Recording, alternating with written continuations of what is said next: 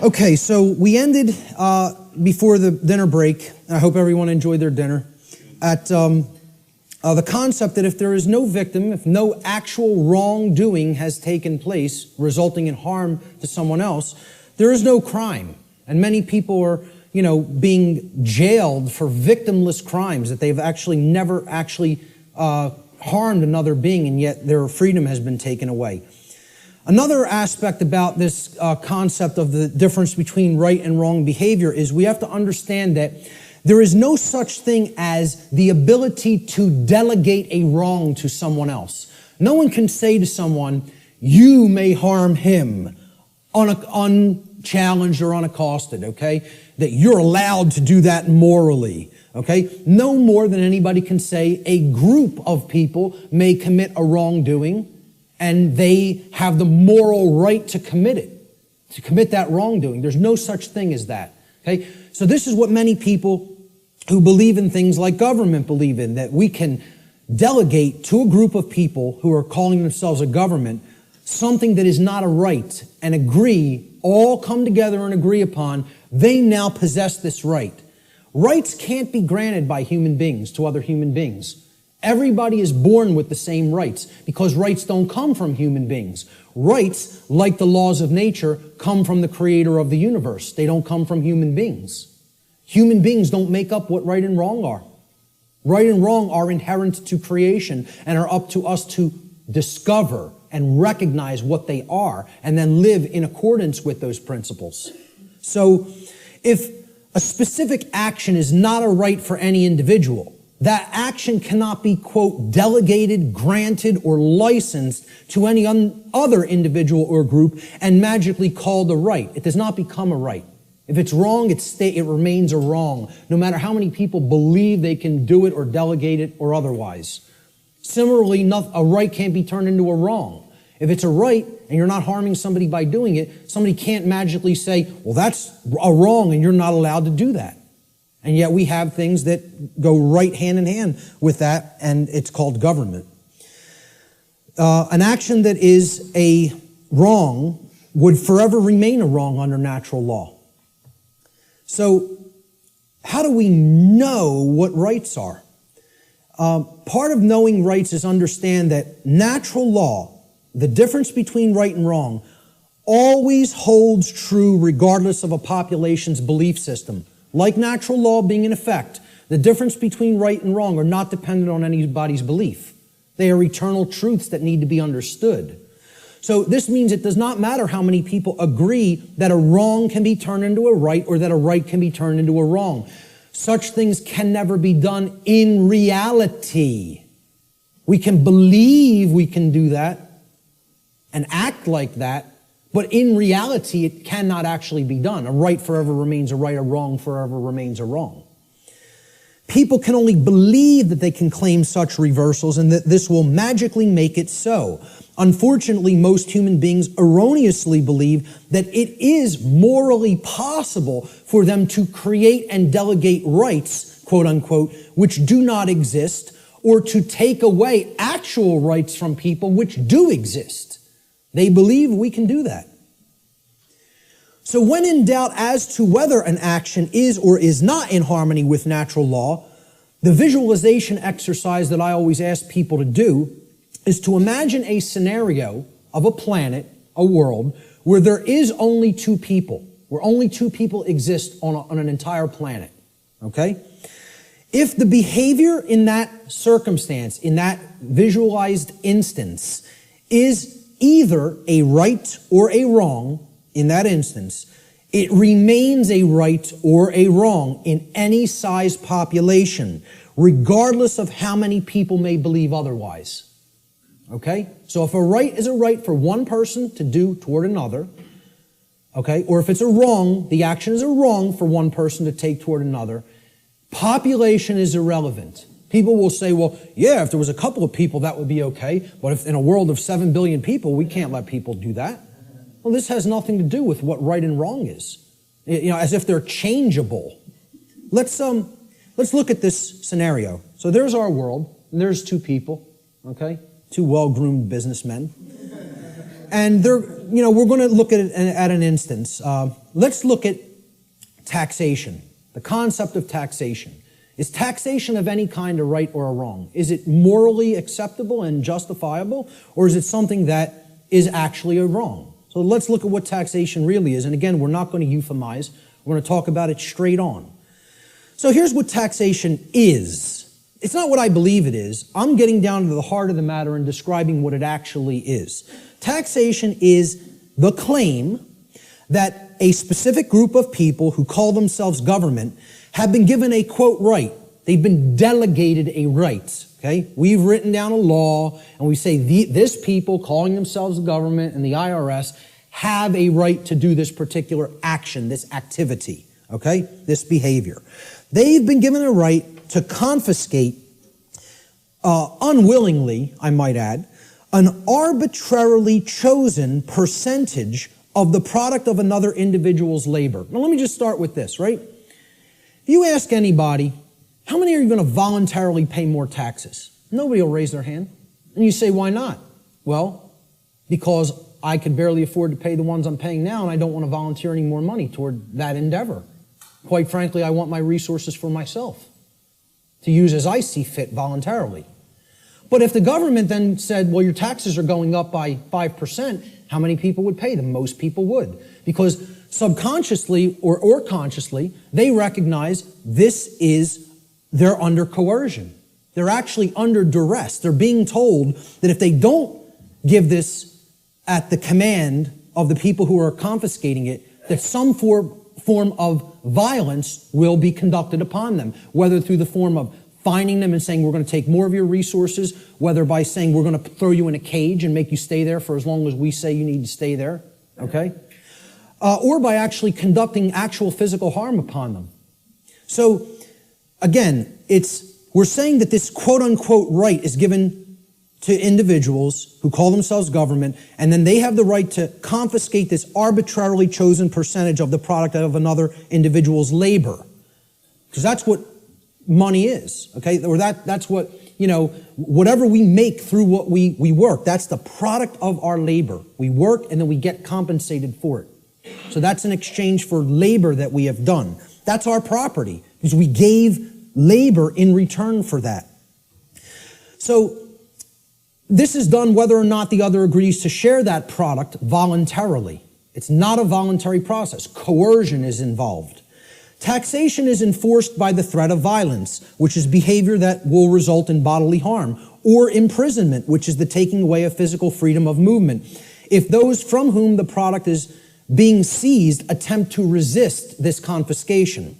This practice is always, quote, justified, and the word justify actually breaks down etymologically. The word justify means to create a right. That's what justify actually means. Jus in Latin means right or law. And then facere means to create or to make. So to justify means to create right, to make a right up and conjure it into existence. So it's always justified or made into a right, quote unquote, by those who claim that such a practice is necessary and required to, quote unquote, uphold the common good. This is the justification offered for the seizure of the product of people's labor involuntarily. Now, if we are honest with ourselves, if we define the concept of slavery, and I think this is a good definition for slavery, would it be fair to say slavery is the involuntary confiscation of 100% of the product of the labor of another human being? That be a fair definition?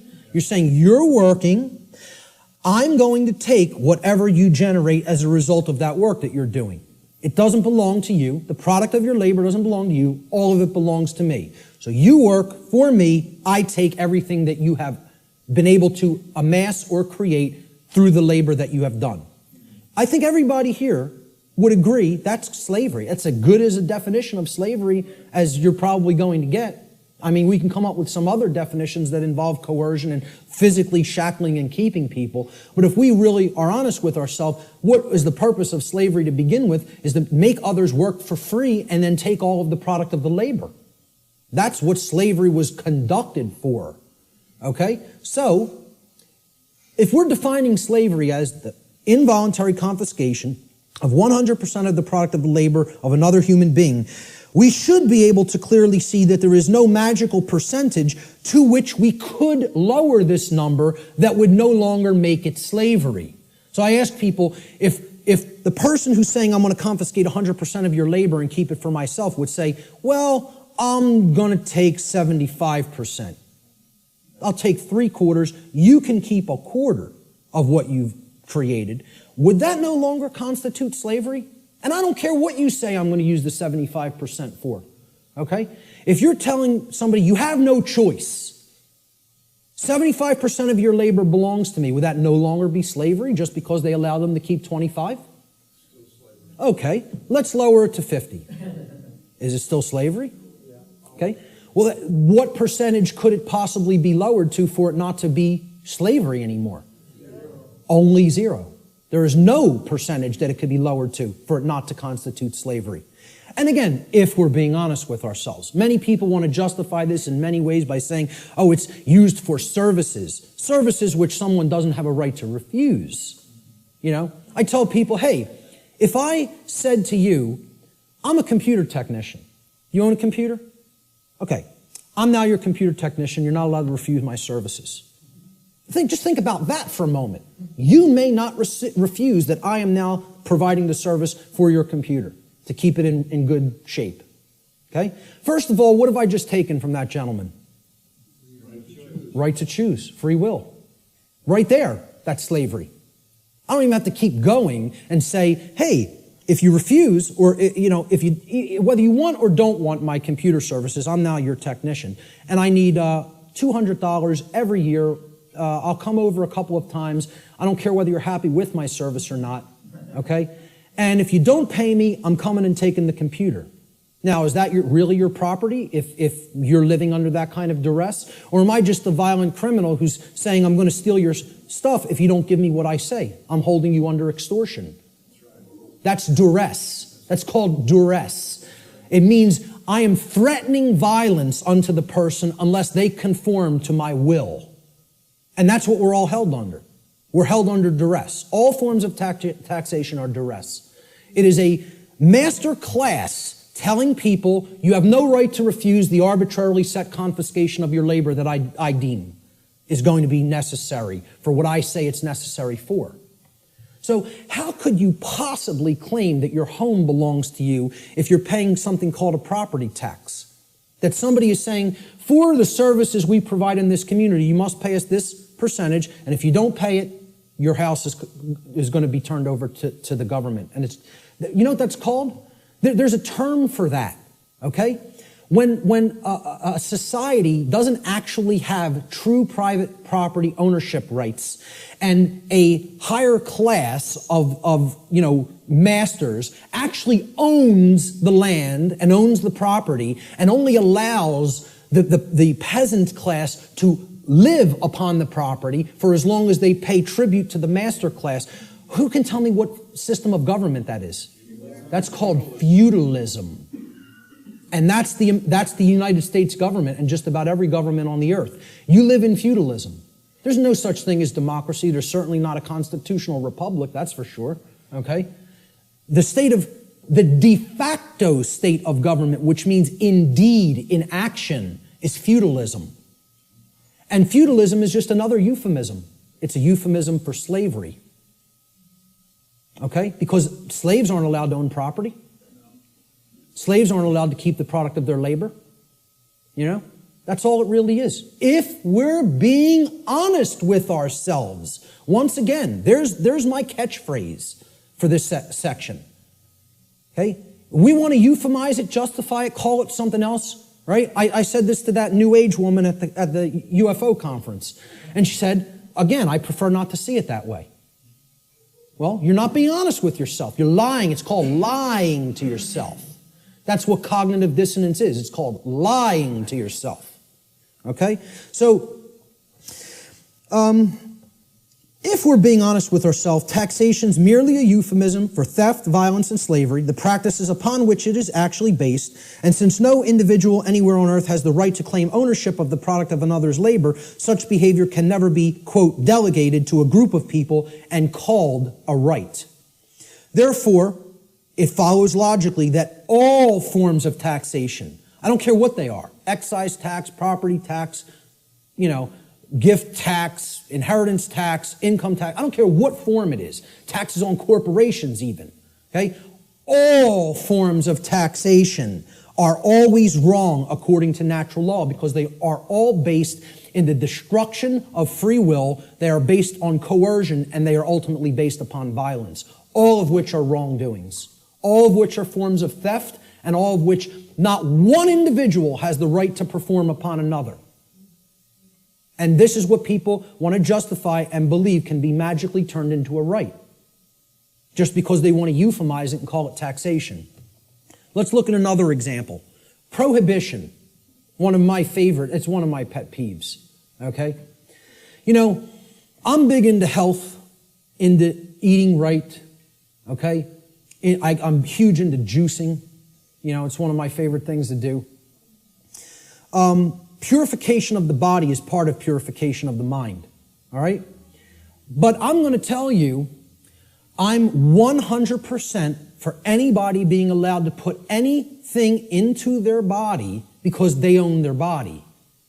If I want to break up this remote control in little pieces and eat it with a sprinkling of pepper, then that's my right to do so, regardless of what the chips may do to my intestinal tract, okay? There's a reason I have the right to eat this remote if I want to. You want to know why? My body is my property. It belongs to me. Now, we did this in the natural law seminar. We asked people, do you own your own body? Almost every single student in the seminar, now, of course, they immediately answered, yes, I own my own body. The students grasped this, okay? The people they were asking the questions to, okay, because the students were doing the tabulation of, accumulating the answers from people that they asked the questions to. And one of the questions I asked them to ask people is, do you own your own body? Almost every student in my first natural law seminar, when they asked people if they own their own body, they came back to the next class and almost every student said, almost everybody they asked that question to paused for a long time and thought about it. Had to sit and think about this question. Could not immediately spit out, absolutely, my body is my property. And because I think people want to overthink things and say, well, am I going to own my body forever? I'm going to die one day. Does that mean I don't own it now? What's the over-intellectualization and mystification of this concept? I tell people, I recognize fully I'm going to die one day and this flesh is going to crumble and pass into the earth, okay? Does that mean I don't own my body right now? I'm using my body right now. That's why I own it, specifically. Specifically because my consciousness inhabits this body and I'm using it as the vehicle for the expression of my consciousness is the very reason I own my body, okay? And people can't spit that out. It's like unfathomable to me. The ridiculousness of some of this, that the human mind could be worked into the situation that it has been, is almost incomprehensible. So let's go forward with prohibition, okay? It's the claim that a group of people who call themselves government have been given the right to prevent others from putting any given substance into their own bodies, and if others refuse to comply with those terms, that they will be fined or imprisoned. And it should be self-evident that if an individual's body is actually their own property, and it is, then that individual always maintains the natural right to decide what will or will not be put into their property, which is their body. Why can you put what you want into your car or your home? Because you own it. It's your property. Okay? Technically, it should be. I mean, technically it isn't really, but my whole point is nobody else can tell, no other individual can tell you what you can and can't put into your home. Okay? Could I tell you, hey, I don't want you putting that jacket in your car. You're not allowed to put it in there. Well, who am I to tell you you're not allowed to put that in there? It's your property. Okay? So why would we accept that not accept that, but we would accept I can't put something in my own body that I deem that I want in it. Okay? Because people can't separate the act of imbibing the substance or putting the substance into the body, okay, from the action that people may subsequently take. And they're two different things. So somebody might go out and want to get smashed tonight and do a bunch of drinking, but if you then go out on the street and start clubbing somebody with the nearest available blunt object, you don't have a right to do that. You had a right to go drinking, okay, any more than you would have a right to go snort some cocaine or bang some heroin into your arm, okay? I don't think those two things are particularly good ideas, but I support your right to do it. But hey, if after you do those things you go and hurt somebody else, you got to be held accountable for the actions you just took. That's what personal responsibility is all about. And these two things need to be delineated from each other. We have to clearly be able to separate the act of the right to put something into my body and me still being personally responsible for what I do with my body. Okay? So, understanding that this is a claim made to tell people that I'm going to make the decision about what you put into your body. We can easily see this claim of this right to command what will or will not be put into the body of another person. What it actually amounts to is a claim of ownership upon the body of another person. If I'm telling you you can't drink orange juice, I'm making a claim, your body belongs to me because I'm going to decide what goes into it or what does not go into it. Okay?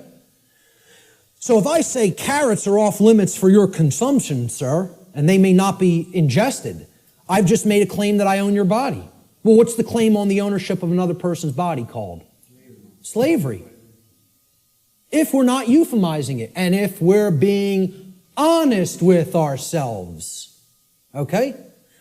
Prohibition is merely the claim of ownership upon another person's body is called slavery.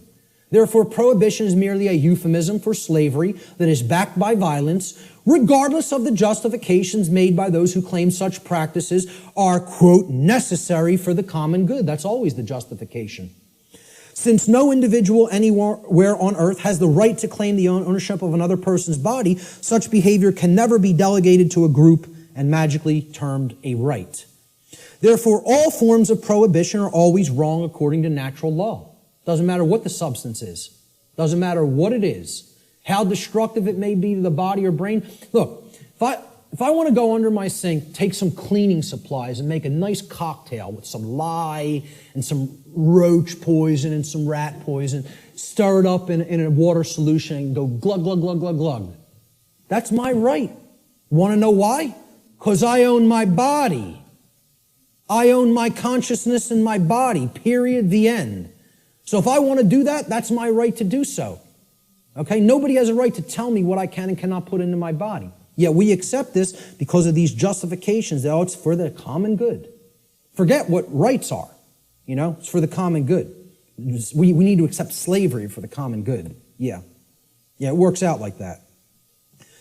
So how about licenses and permits? These are claims that a group of people who call themselves government. And again, we're going back and visualizing. Imagine one person trying to make this claim to another person. Nobody would find it legitimate. Nobody would find that one person may make that claim to another person. Yet we think these other people called government have rights that individuals don't have. That's what we think. That's called mind control. Mind control is getting people to accept some people have rights that other people don't have. That's what it is. So go back to that visualization exercise.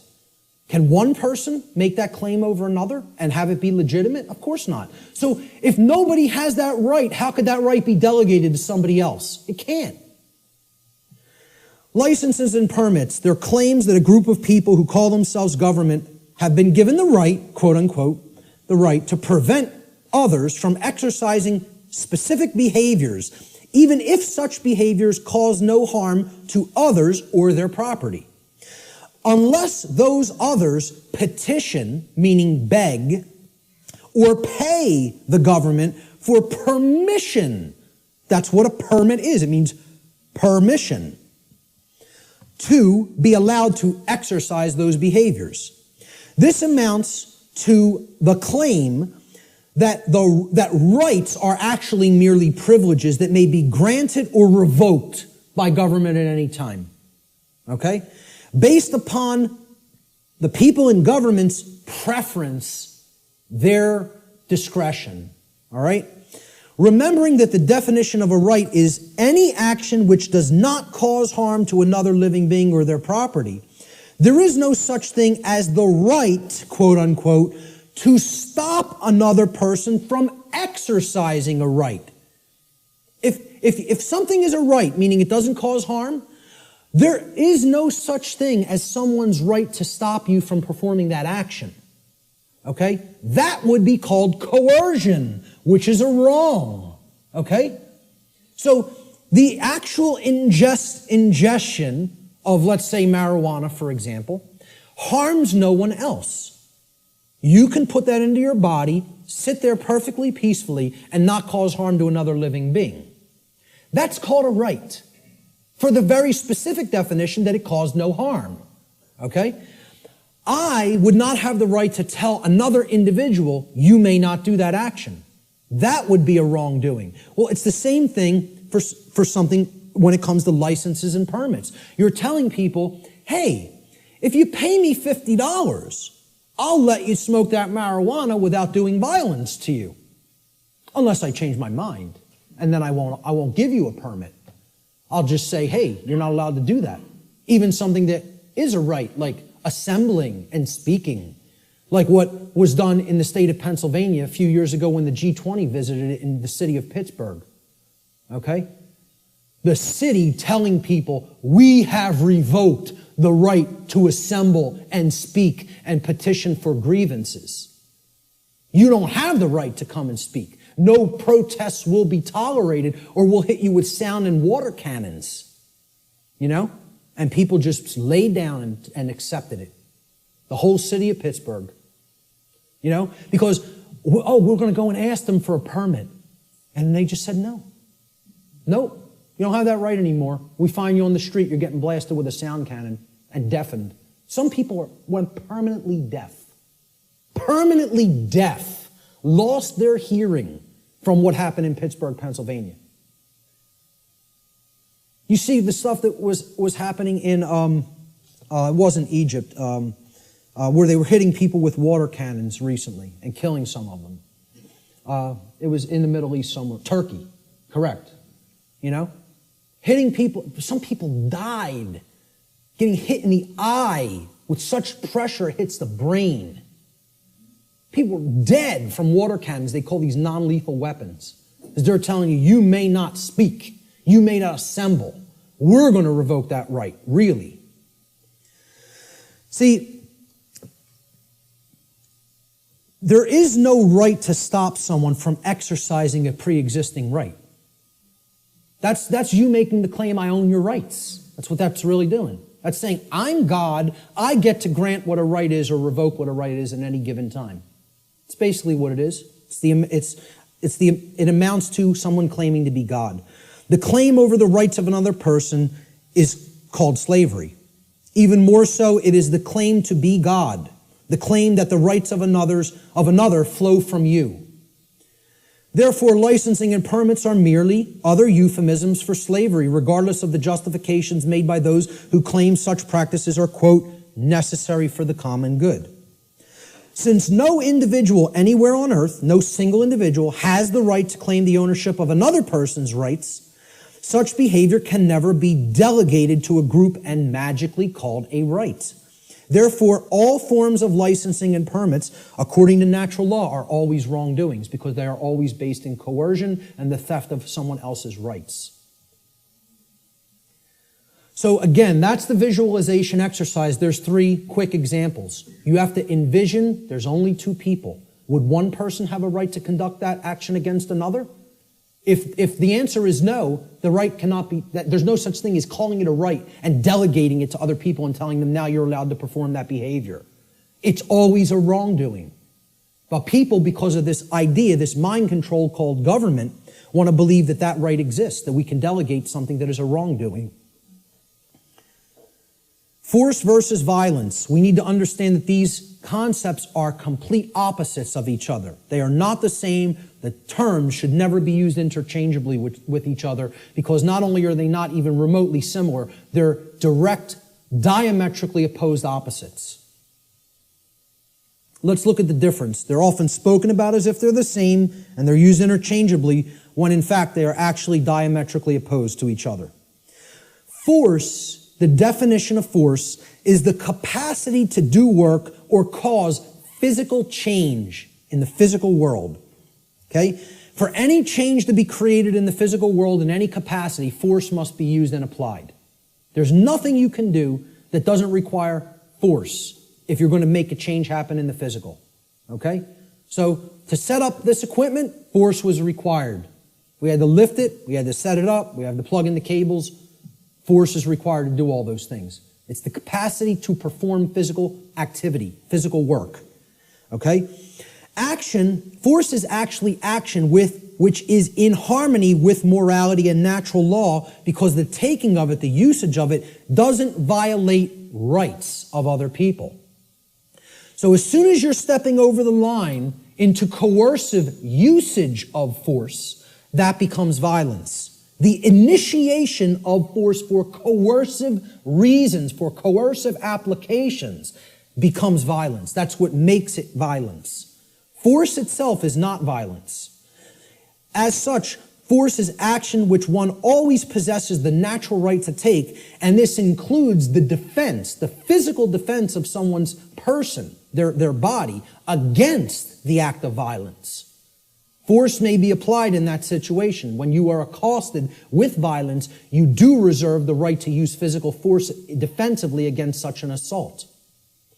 Violence, on the other hand, and this is the key to keep in mind with violence, it is the immoral initiation of physical power to coerce, compel, or restrain unrightfully. No one has the right to ever enact violence, because violence is always starting it. Initiation, that's the key word there. It's the immoral, the unrightful initiation. So, teachers in schools will, if there's a skirmish that happens between a couple of male students one day, they'll say, it doesn't matter who started it. All that matters is who started it. All that matters is who started it. All that matters. Because the person who actually conducted violence is the person who struck first. They initiated the immoral use of physical behavior, of physical force, physical power to coerce, compel, or restrain. Therefore, when the person beats back that physical assault with force, they have not committed an additional wrongdoing. Okay? It's difficult for many people to understand who are in right brain imbalance. They don't want to acknowledge that you maintain the natural right to use force when you are accosted with violent behavior. If someone just came up to me on the street and started swinging, okay, because they want something I have, or just because they don't like the look of me for whatever reason, they don't have the right to do that. If I replied by beating back their attack with sufficient force to put that action down, how many wrongdoings would have been committed? One. Correct. One. Not two. One. Because I maintain the right to defend myself with physical power, with physical force when necessary, when violence, meaning someone else started the immoral behavior. That's what matters, the initiation. Who started it is all that matters. All that matters. And again, it's a very difficult thing for the ego to comprehend. The ego doesn't want to hear that. It's been conditioned so long that responding with force is also violence. We are verbally and mentally equating these two things, and when in fact they are actual complete opposites. Okay, if a kid got hit by somebody else in a school, and then that other kid maybe even said once, stop what you're doing, and then when the other kid wouldn't stop, he punched him and knocked him out. Okay, I would ask other people, who struck first? And if the kid lying on the floor struck first, I'd say you got what you deserved. That's it. Because that person had a right to defend themselves. You had no right to strike him. You initiated the violence. He responded with defensive force. Many people don't want to hear that because they're very conditioned.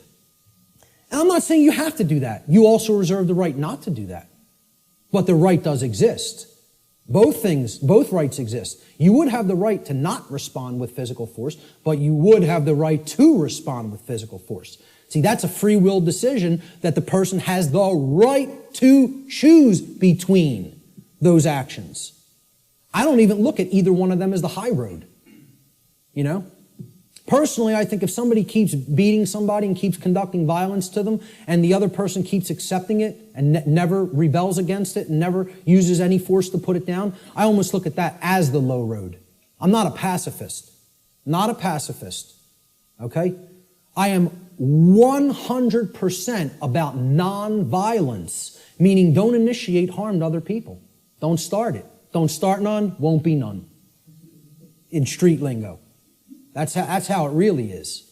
Okay? But if somebody else starts it, they're asking to be put down with the amount of physical force that is required to put down the act of aggression. Violence is coercive action. See, that's the key. It's always coercion. Saying, you're going to do what I want you to do, or then I'm going to strike. Then I'm going to commit the act of violence. It's coercive. It's action which is always in opposition to morality and natural law for the very reason that it involves the violation of others' rights. That's why it's called violence. It's a violation. The act of violation it resulted in violence. Your rights have been violated. That's why it's called violence. It's the same root word. Violence is action which one never possesses the right to take, ever. There is no such thing as the right to commit violence. Doesn't exist. Because violence is the immoral initiation of physical power to compel, coerce, restrain, which no one has the right to do. No, you don't have the right, no one does have the right to initiate that type of action. Force, on the other hand, there is a time and a place to exert that force in a defensive capacity. All right, so we'll talk about that here. This piece of trash comes up to somebody on the street and says, give me everything that's valuable. I want your shoes. Oh, they're leather? Take them off. Take the wallet out, all the jewelry. Give me your purse. Give me your wallet. Okay? It's called a thug. Nobody would believe he has the authority or the right to do that, and we would have the moral obligation to obey this criminal. You know, if the criminal started calling himself government, we might start believing him. Right? But let's say somebody on the street saw what was being done, took out their own 9mm and blew this guy away. How many acts of violence were committed? One. They would look at it like that. But what I understand. But again, that's somebody saying, I prefer not to see it that way. Well, again, perception and reality do not really align in many cases. They're not the same. That person is incorrectly perceiving what is. They're not seeing the truth. And many people don't want to hear that that's the truth because they're very conditioned and they are very well-behaved slaves. You know, as harsh as that is to say. They don't want to understand that the inherent right to use force against violence exists and is always our right. Always. Now, I'm not telling you go out and immediately do that either because the perception is so screwed up in the body of humanity that the majority of people don't believe that would be a right. And they'll persecute you for doing it. You see, the self-defense principle is continuously being eroded. Human beings possess the natural right to defend themselves from violence with defensive physical force. A person who is accosted by violence possesses the right to stop the person who is conducting the violence from continuing to do harm to them with any amount of force that is necessary to stop the attack or the assault, okay, up to and including deadly force. I would say, if you want to be nice about it, give the person one verbal warning to stop. Say no once. After that, it's on. That's it. And that's really my policy. Okay? That would be my policy on the street with an individual. The problem is here, the so-called authorities of the government, like you say, don't want to see it that way, and they're constantly trying to take this right away from somebody. They're constantly trying to say, no, we own the monopoly on the usage of force, and all you may do is wait and be accosted and assaulted until one of us shows up. Well, you know what that's called? It's called a big crock of bullshit, is what that's called. And it shouldn't be accepted by anyone who has any common sense. Shouldn't be accepted by anyone. Unfortunately, again, like I said, people are very, very well conditioned. And they think that this is an example of two wrongs don't make a right. There's no two wrongs committed there. There's one wrong committed, and then there's a right that is being exercised. Big difference between exercising a right that involves the defensive use of force and committing a wrongdoing which involves the initiation of violence. And people got to get clear on this. They have to get clear on it. So the question becomes, does violence magically become a right when it's conducted by government? When they shut down people's free speech rights and assembly rights? Or when they conduct direct theft from people through what's this euphemized form of slavery called taxation? And like I said, I'm not asking you to accept or believe taxation is slavery. I'm telling you, if you don't understand that, you're wrong. I don't care what you think. I'm telling you it is that way in truth and in reality. Taxation's slavery. Shutting down of people's rights is slavery. Telling people what they may or may not put in their body is slavery. It's not my perception. That's what is. Okay? And that's what we're accepting as a people. We're accepting that. These people have no more right to do it than any other individual would. And this concept brings us to the way I try to define and explain to people what real spiritual enlightenment is. Because what the New Age community is telling you that an enlightened being looks like is equally as a big crock of bull of what people who don't understand self-defense, the self-defense principle, believe. Okay? Enlightenment is not what this New Age nonsense community is trying to tell people that it is. All right? It's not about not taking action and sitting under a tree and meditating until you're magically enlightened. Okay? Enlightenment means knowing what's going on around you. Enlightenment means knowing what's going on within you. Enlightenment means truly knowing the true objective difference between right and wrong and living that in your life on a daily basis. Enlightenment means not aggressing upon your fellow human beings, but not agreeing voluntarily to be aggressed upon by them either. Okay? There's two pillars, two dynamics that go hand in hand with real enlightenment. I call this the two pillars of enlightenment. Okay? So here they are. The first pillar is the sacred feminine principle. This has been called the non-aggression principle. All right? It is the simple law of don't engage in violence. Or, quite simply put, don't steal. Don't steal. We talked about that. That's what all spiritual law can be boiled down to. Don't steal from other people. Don't take what isn't yours. Don't take life that isn't yours. Don't take property that isn't yours. Don't take rights that aren't yours. They're the property of others. Respect their ownership. Okay? Most people can grasp this pretty readily. Okay? And even in the New Age movement, they grasp this. In other words, don't immorally initiate non-rightful use of physical power to coerce, constrain, or compel the rightful physical behavior or free will choice of another sentient being. Respect other people's free will, their rights, their property, their life, period. Real simple. It's the golden rule. Don't do things to other people that you don't want done to you. I always state it in the apophatic, in the negative. It's much more powerful that way. But there is a second principle, a second pillar or tenet of enlightenment, if you will. This is the sacred masculine principle. This is what religions of the world, whether they be government, organized religion of different regions of the world and cultures, the New Age movement, all right? This is what they want, they are seeking to suppress. Because religions are right brain modalities. They're right brain methods of mind control. Just like government, who thinks it's a monopoly on the physical use of force, that's a left brain imbalanced mindset. All right? The second pillar of enlightenment is the sacred masculine principle, which is also known as the self-defense principle. Your body's your property. You have a right to defend it when it comes under attack by violence.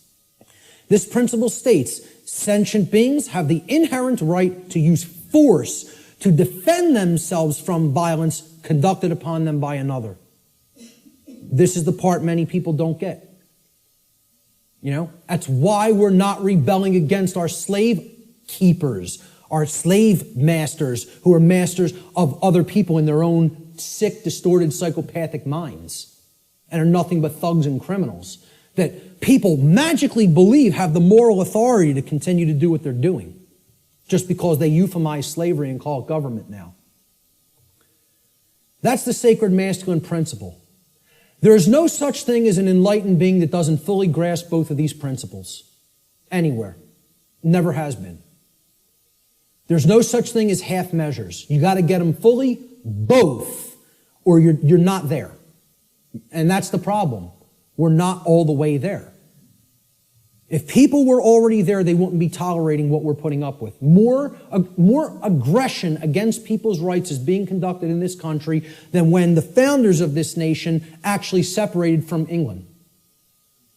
And they would have been horrified. I tell people, look, not to get nasty, but I tell people, if the founders of this country could magically come back to life somehow and see what's going on in this country, they'd take a piss on people. That's what they would do. That's how much disrespect they would have for what we're putting up with. You know? Again, just to say it the way it really is. That's what they would want to do to us. Because they would tell us, we warn you about all this. We warn you about it all. And you know what you did? You ignored it. Ignored it. So what did all those people who died in that revolution die for?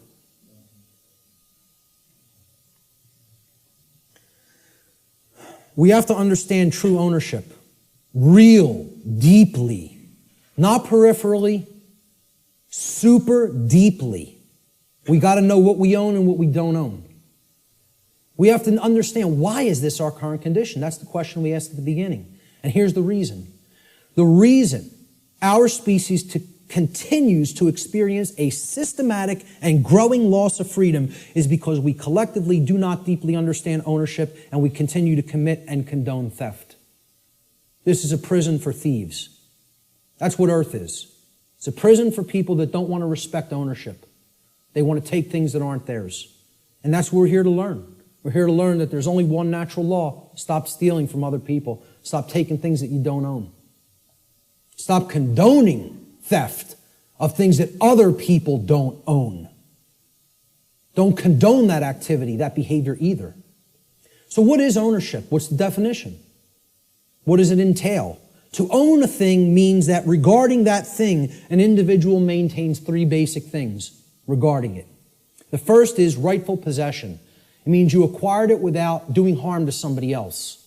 So you rightfully own it, lawfully own it. Okay? You're in possession of it. You have it in your possession. It is yours.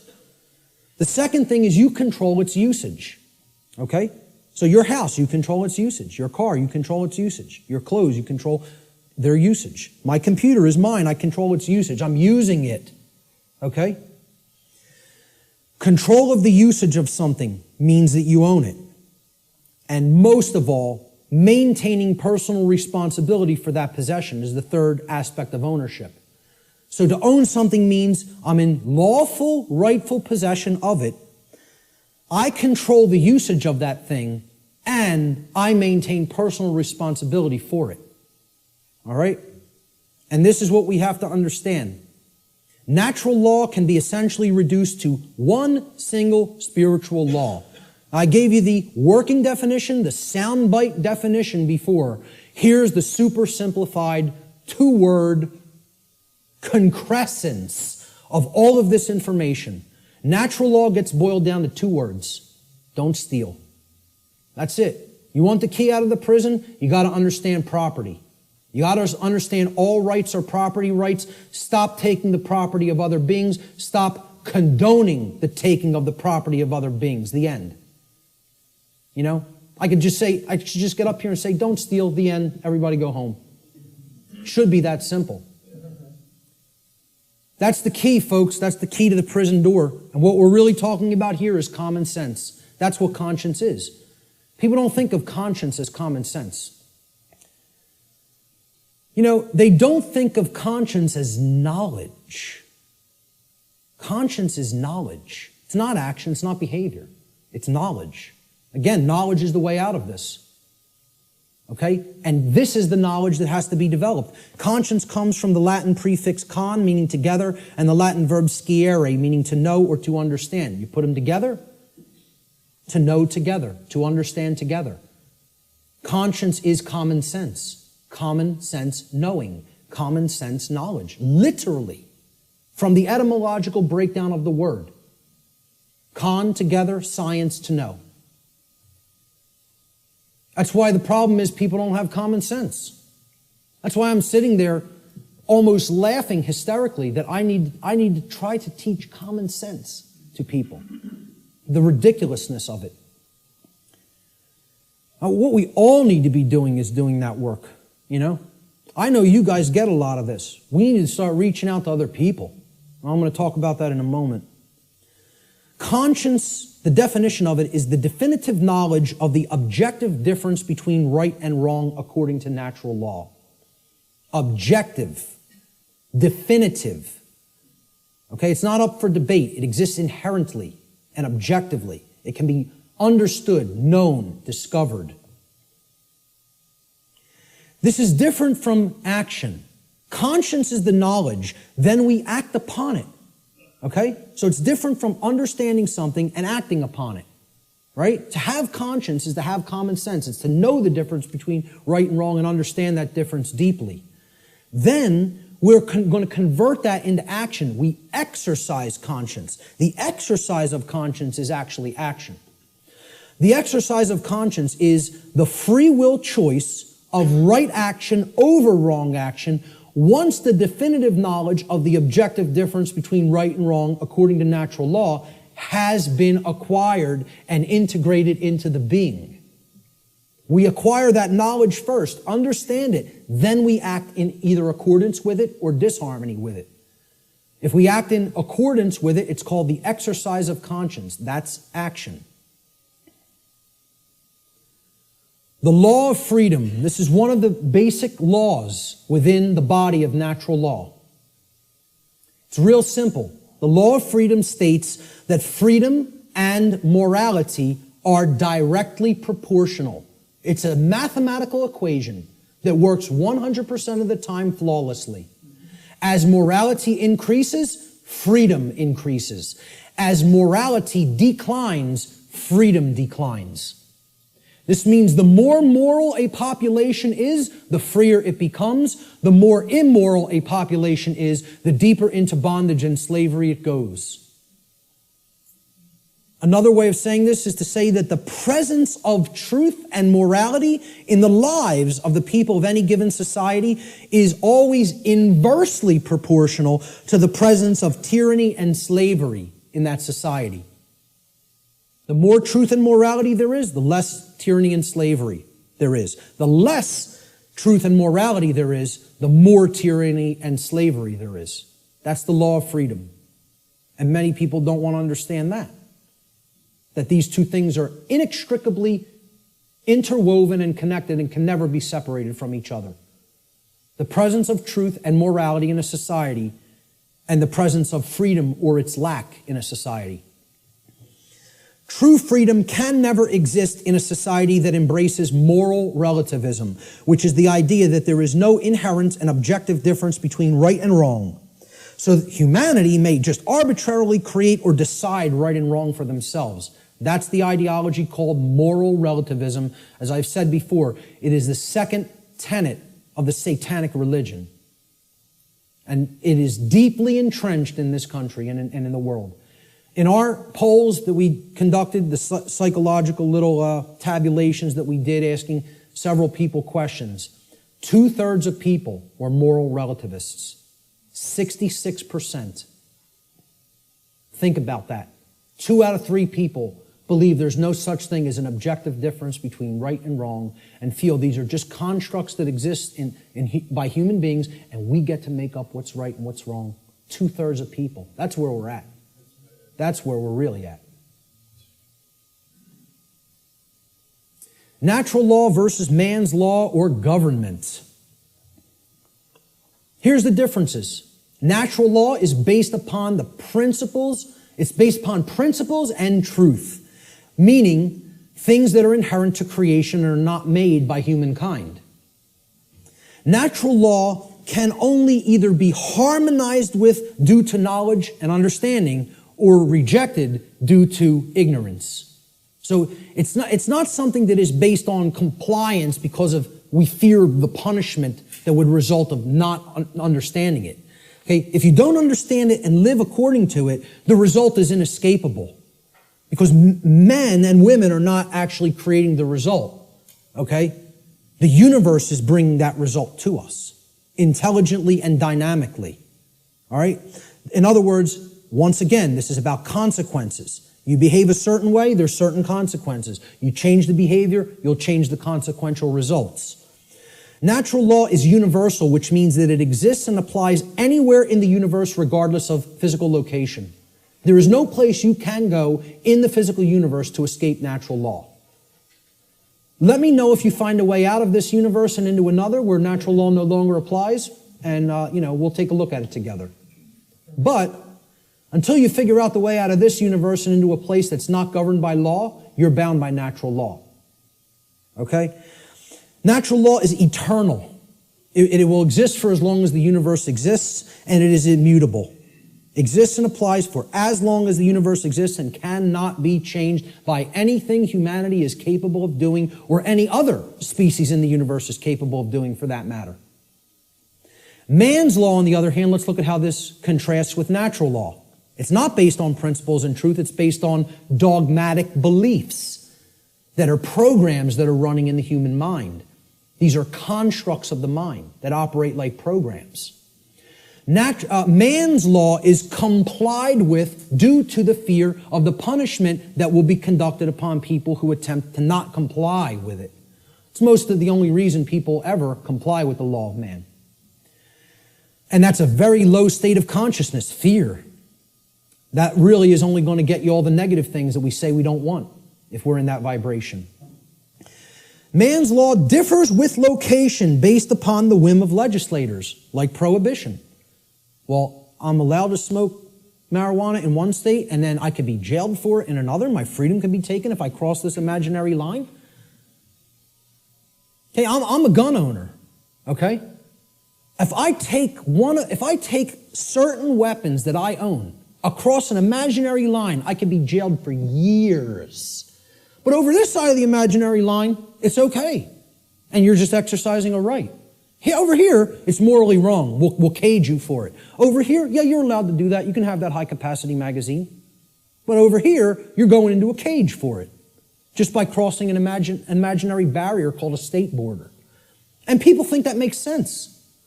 They think the moral relativism of man's law makes sense. They actually believe something can be moral in one place and immoral in another place. You know? That's cognitive dissonance. That's holding two contradictory notions in the mind simultaneously and accepting them both when they're clear contradictions with each other. It's called lying to yourself. Let's be honest about what it really is. It's called lying to yourself. Man's law changes with time based upon the whim of legislators, which is also moral relativism. Prohibition in the 1920s. Oh, it was legal to possess and consume alcohol. Then for years it became illegal to do so. Then it switched back to becoming magically moral again. We won't cage you for doing it.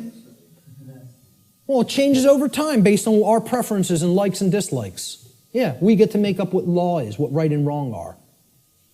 It's called moral relativism. All right? And it's one of the tenets of Satanism. So what does this mean for the law of man, actually? You know, that people seem to have so much respect for. You know, we're a nation of laws written by men. You know, we don't give a damn about moral law. We don't really give a damn about what's right and wrong.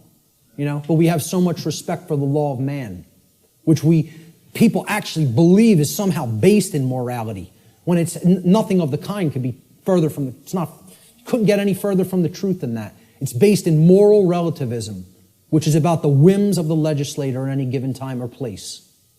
You know, you listen to certain forms of music in certain countries in the Middle East, you could be jailed for years just by putting a certain song on. Imagine this. Now, and we would think that's unacceptable and deplorable. Yeah, we think, you have this 30-round magazine here, this state only allows 10 cartridges to go into a magazine. I bring the physical object, even if it's not loaded with any ammunition, into another state, I can be put in a cage. Physical piece of plastic. You know, it's just total nonsense. Either something's a right and you're allowed to own it and you need to be responsible for it, or it's not a right because you're harming somebody. You know, it doesn't get any simpler than that. So what's this all mean for man's law? In light of natural law, what does it mean? To understand natural law, what does that mean for the laws of man here on earth? Well, what it actually means, it's simple if-then logic to apply. If a particular man-made law is in harmony with natural law, then it follows logically that it is redundant. It is stating the obvious. It is stating what is already known. It's like saying, I'm going to write down, yes, during the day the sky refracts a blue frequency. The sky is blue. I'm going to write that down and make it so. Well, it's redundant. It's self-evident. You can go out in the sky and look at the natural color of the sky on a clear day and see what the frequency is with your own eyes. No, you don't need to have it written down.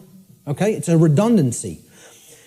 So if it's in harmony already with natural law, it's stating a truth that is already there. It's an inherent truth. It's pre-existing. It's self-evident. Therefore, the writing down of that concept and calling it a law is irrelevant and unnecessary. Now let's look at the opposite. What if something that man writes down as a law is in direct opposition to natural law?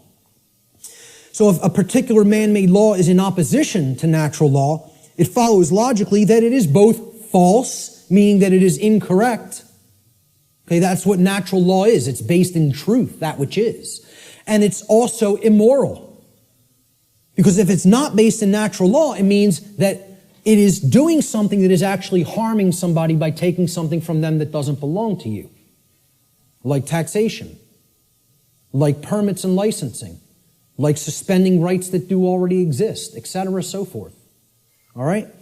So, therefore, it's wrong, and it cannot be legitimately binding upon anyone. You can't write down a wrong and say, this is morally binding upon you, even though it creates harm, it causes harm, yet you must follow it. You know, and people believe this. We asked in the natural law seminar, how many people believe that if a law is passed and it restricts a right that you feel you have naturally because that action that it's saying you may not do causes no one else any harm? Do you have any moral obligation to obey that law until you could find a way to get it changed? And over 2/3 of people said, yes, you have a moral obligation to obey that law. Because these people have the moral right to issue commands and write down laws that constrain you, even if that behavior actually doesn't harm anybody and therefore is a natural right. You would still have to try to find a way to get that law changed. Nonsense. Nonsense. No one can be legitimately bound to a dictate of man that prevents somebody from exercising a natural right. It's called mind control, is what it's called. So in light of the differences between man's law and natural law, in light of natural law, man's law is both irrelevant and unnecessary, as it is either redundant because it is in harmony with natural law, or it is completely immoral because it is in direct opposition to natural law. This is a system of slavery that is not needed. There is equality under natural law, perfect equality. Everyone has the exact same rights. No one has any more or less rights than anyone else. Also, since rights are not created by humanity, and since they are the birthright of humanity, gifted to us by the creator of the universe, no human being or group of human beings is actually capable, in reality, of granting rights to anyone else, nor is any human being capable of revoking rights from anyone else. Everybody has the same rights. No one can make up a new right. No one can grant a right to somebody that is actually a wrong. Does not exist, never has existed, never will exist. This is an illusory belief system. All right? I'm not telling you people don't believe that can be done. I'm telling you in reality, in truth, it can never be done. Chris Leispooner phrased it pretty well. He said, government is nothing but men acting in concert. The morality and value of government, like any other association of men, will be no greater and no less than the morality and value of the men comprising it. Since government is nothing but men, its inherent, quote, authority to act is in no way greater or different than the, quote, authority to act of any individuals in isolation, like that example of two people on the planet. Government has no magic powers or, quote, authority that is not possessed by private individuals. Let he who asserts that government may do that which the individual may not do assume the onus of proof. That means the burden of proof, and demonstrate his contention. And you know what? There's nobody on this planet that can do that. Because when it comes down to it, if you're telling somebody else they may either commit a wrong against somebody else or prevent someone else from exercising a right, that's a lie. And that does not exist. Not in reality. It exists in a diseased mind is where it exists. Only in a sick mind is where that belief exists. You have to be imbalanced in the mind, in the psyche, to believe that that's true. It's a mental illness. I mean, that's what it really is. The word government, you break it down. People say this word every day almost, and yet they've never looked at the etymological roots of the word. It comes from the Latin verb gubernare. Once again, no V in classical Latin. No V, okay? So again, V's were rendered as either B's or P's in classical Latin language. So you could write this in what would be more modern Latin as guvernare with a V. But in classical Latin or ancient Latin, there is no V, so it would have been rendered with a B, gubernare. Now, what's the election of a governor called? It's called a gubernatorial election. Gubernatorial. Gubernare is in there. Okay? Gubernare means to control. The verb gubernare in Latin means to control. The Latin noun mens, which is where the second part of the word ment is derived from, means mind. Okay? So you put these together, and the word government actually literally, from its etymological roots, means to control the mind. Or in other words, mind control. Now, I'm going to put something else up here for a moment. The etymological origin of the English suffix ment, M-E-N-T, is often debated in this etymological breakdown. All right? And I've gotten stuff about this constantly, and I've told people I'm not interested in hearing about it anymore. I know where this comes from. I know why the creators of the English language made it so.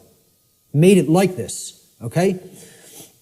It is overwhelmingly clear by people who have studied linguistics and the origins of words, okay, in English from ancient languages, that the creators of the English language deliberately chose the Latin noun mens, meaning mind, to represent or mean in English the state of or the condition of.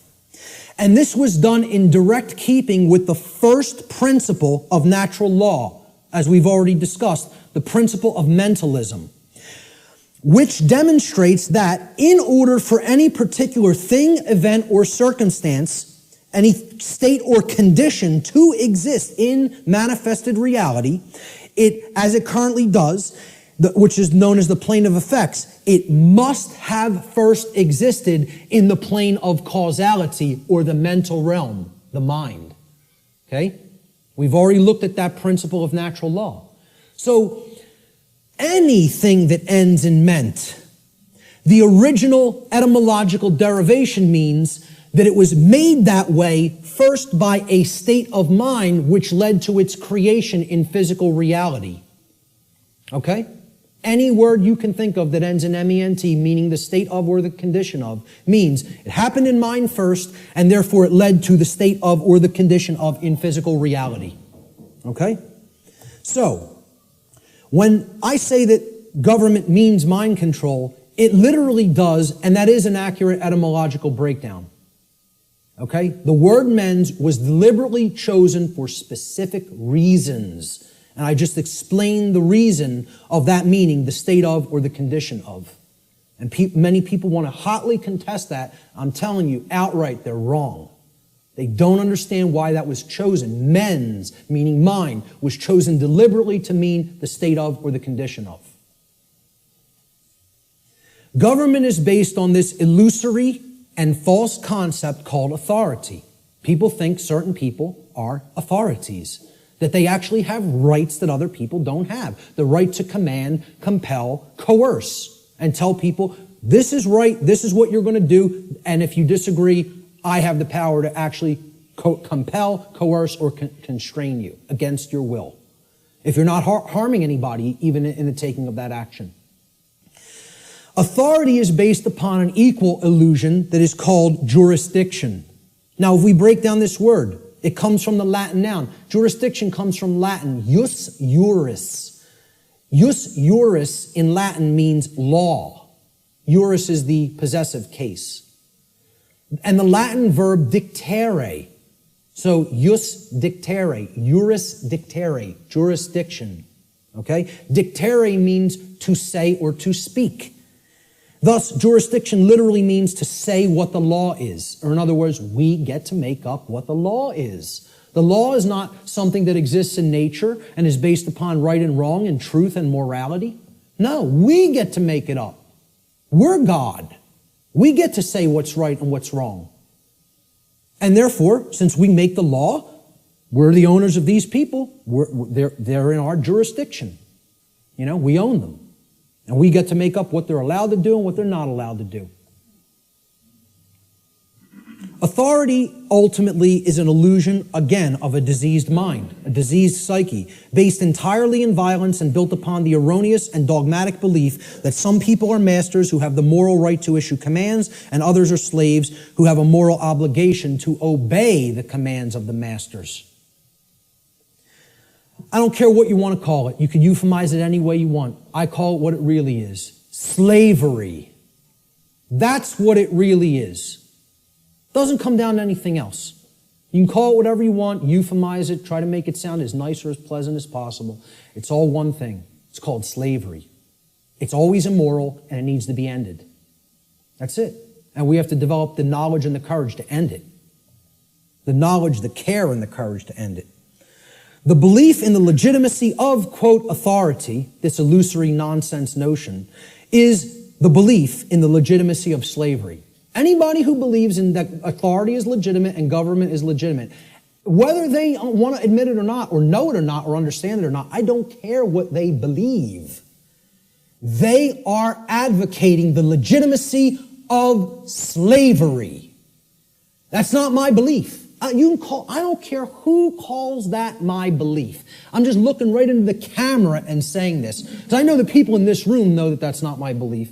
I'm telling anybody who's listening to this, that's not my belief. That's eternal truth. Eternal truth. Okay? You believe in these concepts, you are a supporter of slavery. The end. That's how it really is. Not because I said so. Because that's how it really is. Okay?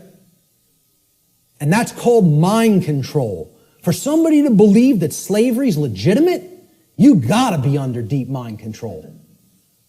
You gotta be either that or a sick, psychopathic, absolute piece of garbage. Okay? One of those things or another is true if you believe in those concepts. And again, I'm not afraid to tell it to somebody right to their face like that. I don't care. I'm not here to serve truth, make friends, or be liked. I'm here to tell people what the truth. I'm not here to serve human beings, make friends, or be liked. I am here to serve the truth. Whether it will be accepted is not up to me. I'm doing what I'm charged to do by creation. Okay? Whether it's accepted is somebody else's karma, not mine. Ultimately, authority is the idea that man can become God and through, quote, jurisdiction, dictate the law. What the dark occultists of this world, who are behind ostensible governments in the world. You know, they set up all of these institutions as temples, right? What this sick psychopathic priest class ultimately believes is they're going to become God. We're going to turn natural law on top of its head, and we're going to rule in hell. That's it. We're going to rule in hell. It's a religion. This is a religion. Okay, government's a religion. The concept of authority is a religion. Most people don't see it that way. And I mean religion in the term of false religion. Okay? It comes from the Latin religare. I laugh when I hear people say it comes from relegare or relegare, R-E-L-E-G-A-R-E, or relegare, okay? Which means to read over again, to go back over something that you've already read and read it again. It's the most ridiculous, nonsensical derivation I've ever heard for the word religion, to reread. I mean, please, let's put this to bed, folks. Religion does not mean to reread. It doesn't come from relegare or relegare. I can't remember which infinitive is used for that verb offhand, but it comes from religare, hence religion, R-E-L-I-G-A-R-E. All right? Relegare means to tie back, to hold back, or to thwart from forward progress by tying or binding. Tying up so that you can't move forward. That's what relegare is, and that is the etymological root of religion. Because a false religion is a system of control that is based in unchallenged dogmatic belief, which keeps the mind in a prison in order to hold back the progress of consciousness. And that's where the bulk of humanity is at, in a brain cage. They're in the mind cage, okay? There is a positive connotation of religion. It also means to reunite with. And what we need to reunite ourselves with is the truth and common sense and natural law and a knowledge that there's no such thing as legitimacy to slavery. That's what we need to reunite with, you know? And then we'd be living with true religion. We'd be practicing true religion instead of fake religion. We got to stop trying to make our religion truth. And we got to start making truth our religion. That's what needs to be done. So what's the one true divide that exists in humanity? People say, oh, this is separation talk. We're all one. No, we're not. There is one true divide that does exist in reality. And here's what it is. The one true divide that separates humanity into two distinct types of individuals. The criteria for this divide is whether or not an individual believes in, quote, authority, and therefore believes that there is legitimacy to slavery. The two groups of people are the people who know slavery is never legitimate and people who believe that it can be legitimate. That's what actually separates humanity. See, all the other things, divide and conquer. Race, religion, sexuality, income, religious belief systems. These are all divide and conquer techniques. There's one real difference, whether somebody believes in slavery or not. And of course, people have called this difference statists and anarchists, right? So here's a couple of memes that I picked up on Facebook. Statism is the brilliant idea that we give a small group of people the right to kidnap, imprison, harass, steal from, and kill people so that we can be protected from people who kidnap, harass, steal from, and kill people. Yeah, that makes a whole lot of sense if you ask me. I think it's going to work out brilliantly with that system in place.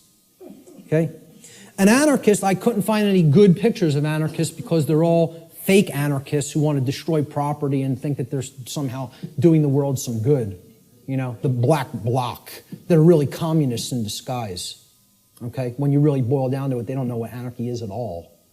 They're just some, Marxists who thinks that that ideology, that junk ideology is some kind of a pathway to freedom. It's a bunch of left-brain clowns who have no understanding of natural law. Go put your polka dot jumpsuit and some floppy shoes on and go get yourself a nice clown nose. Seriously, because that's what those people are. They're a joke. They're a joke. They don't know the first thing about what freedom is. Not the first thing. Okay? So, I was looking for good pictures of anarchists. So I was going to put, maybe myself, Larkin Rose, Freeman, Frater X, people who get all this stuff, who I personally like their work. Michael Tessarion, etc. David Icke. But I said, hey, let's put a meme up there that really expresses it. So I found this picture of Jesus, a meme that says, I'm an anarchist, but most of my followers are statists. People who are these fake-ass Christians who believe they somehow are following the teachings of Christ, and they believe in government, they believe in financial institutions, they believe in organized religion. These are the three things that killed Christ, if you even accept the historicity of the event. Who was Christ waging basic conflict with? The Pharisees and Sadducees, the organized religious order and controlling religious orders of his day. Okay? What really got him into deep trouble, he was pissing them off, but they were already on the wane. The old world order was on the way out, and the new world order was already on the way in at that time. He got himself in real trouble when he went against the financial institutions, the money changers at the temple, taking people for a ride for temple coins. Right? And he flogged their ass. He took out the switch on them. Right? Not somebody who never got angry, who accepted evil and said, oh, it's just an experience, none of it matters. Took out the switch and beat their ass for usury. Okay? And then who finally put him to death? The police of their day. The Roman Empire.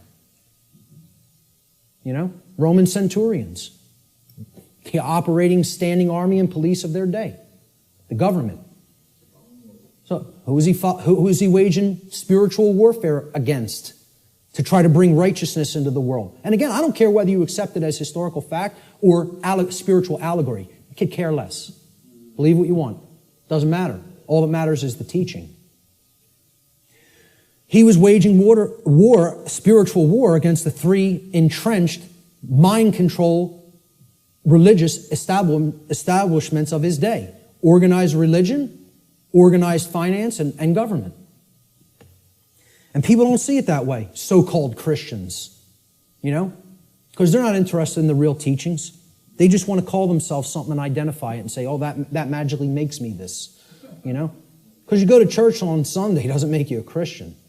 No more than going to a synagogue would make you align with the true teachings of the Torah. No more than, attending a mosque would align you with the true teachings of Islam or any other religion, to take the core essence of the teachings of morality from those systems, They're all people who claim these faiths in name only when they don't understand real freedom. So a statist is an individual who erroneously believes there's such a thing as authority that is vested in certain human beings, magically giving them the right to rule over other people. This authority means that certain people who we call government have the, quote, moral right to issue commands to those whom they rule, those under their jurisdiction, and that their subjects or slaves have a, quote, moral obligation to obey the arbitrary dictates or laws, quote unquote, that are set by their masters. Most simply put, a statist is nothing more than someone who believes in the legitimacy of slavery. Conversely, an anarchist, a true anarchist anyway, is one who knows that there could never be legitimacy to authority or government, because those terms are simply euphemisms for violence and slavery and coercion, which are always immoral and in opposition to natural law. Let's look at what the word anarchy really means. Again, you got to break it down. From the Greek prefix an, which means without or the absence of. And the Greek noun archon, they're written in Greek script, which means master or ruler. And again, I mean externally. One who externally rules another or claims to be the master of another. That's what the term archon means in its connotation. Anarchy, as we can see by putting these together, does not mean without rules. The word archon does not mean rules. Okay? Because there's always going to be rules in effect called natural law, the laws of morality. It means rulers, imposed rulers. That's what archon means in Greek. It literally means anarchy now, putting it together. An, absence of, archon, master or ruler. The absence of masters or rulers. Externally imposed masters or rulers. Meaning, when we put it together, okay, it means without rulers, without masters. Now, if you give people that term, no masters, no rulers. No masters, no slaves. What word are they going to associate those phrases with? Freedom. But if you tell people, what does anarchy mean to you? What do you associate it with? What are they going to tell you? Chaos, which is the exact opposite. That's in that other column. Okay? They have deliberately obfuscated the meaning of the word through a mind control technique called endless repetition. If I could keep telling you a word doesn't mean what it means, that's not a projector, that's a hammer. Hey, could you check out my hammer over there and make sure it's projecting the image on the board correctly? You know, the bulb burned out in my hammer. I might need to go buy a new hammer. If I kept doing that endlessly for years and years and years, people would start calling that device a hammer. If I got enough people to keep calling it that. So they've gotten enough people to call freedom chaos. Think about that. They've gotten enough people to believe that the absence of the state of slavery means chaos instead of freedom. It's almost unfathomable. It's almost incomprehensible. The mind job that's been done on this species. It's almost incomprehensible. Anarchy is the state of existence where there are no masters and no slaves. Therefore, what it really means is the absence of slavery, or in other words, true freedom. That's all it means. I prefer to call it anarchony, okay? Keeping the entire word archon instead of taking out the O-N, okay? If we keep that there and call it anarchony, and I say I'm an anarchonist, people will ask, well, what the hell is that? And then you could really break the word down and say the absence of archons, the absence of those who would claim to be masters over a population of slaves. That's what an anarchonist is. It's saying that's illegitimate, that's unnecessary, and that we need to do away with that state of existence. Okay? So we look at these two, this true divide again, the statist and the anarchist. I call the statist the archonist. This is somebody who believes in the legitimacy of the archons, the rulers. Okay? And I'll be talking about in future presentation the concept of the archons more in future presentations. And the anarchist, as it's been called, I think should be called the anarchonist. Because that's somebody who knows that there's no legitimacy to the mastery over other people, or the rulership externally over others, keeping them as slaves or subjects. There's no legitimacy to that. And that's the one true divide that separates all consciousness here on the earth. The real divide and the real enlightenment comes. Do you understand there's no legitimacy to slavery, or do you continue to believe that there's legitimacy to slavery? That's the divide in consciousness that has to be bridged. The fear of chaos. This is what keeps this system going. Chaos can't be viewed as something to fear. It's got to be viewed as a teacher, a harsh teacher, but a teacher nonetheless. See, chaos teaches us through the apophatic process what not to do. Okay? That's a bad idea. Okay? You probably shouldn't do that if your desire is not to burn your hand to the point where it's blistering and flesh is starting to peel off of it. If you don't care about whether that happens, by all means, keep it right on that stove. Okay? Right on that electric stove. But see, if you say, I don't want to be burned, There are requirements for obtaining that condition. It means you can't keep your hand on something that is extraordinarily hot, or natural law will take over and burn your flesh. Doesn't require your belief. That's how it works. Well, this is humanity.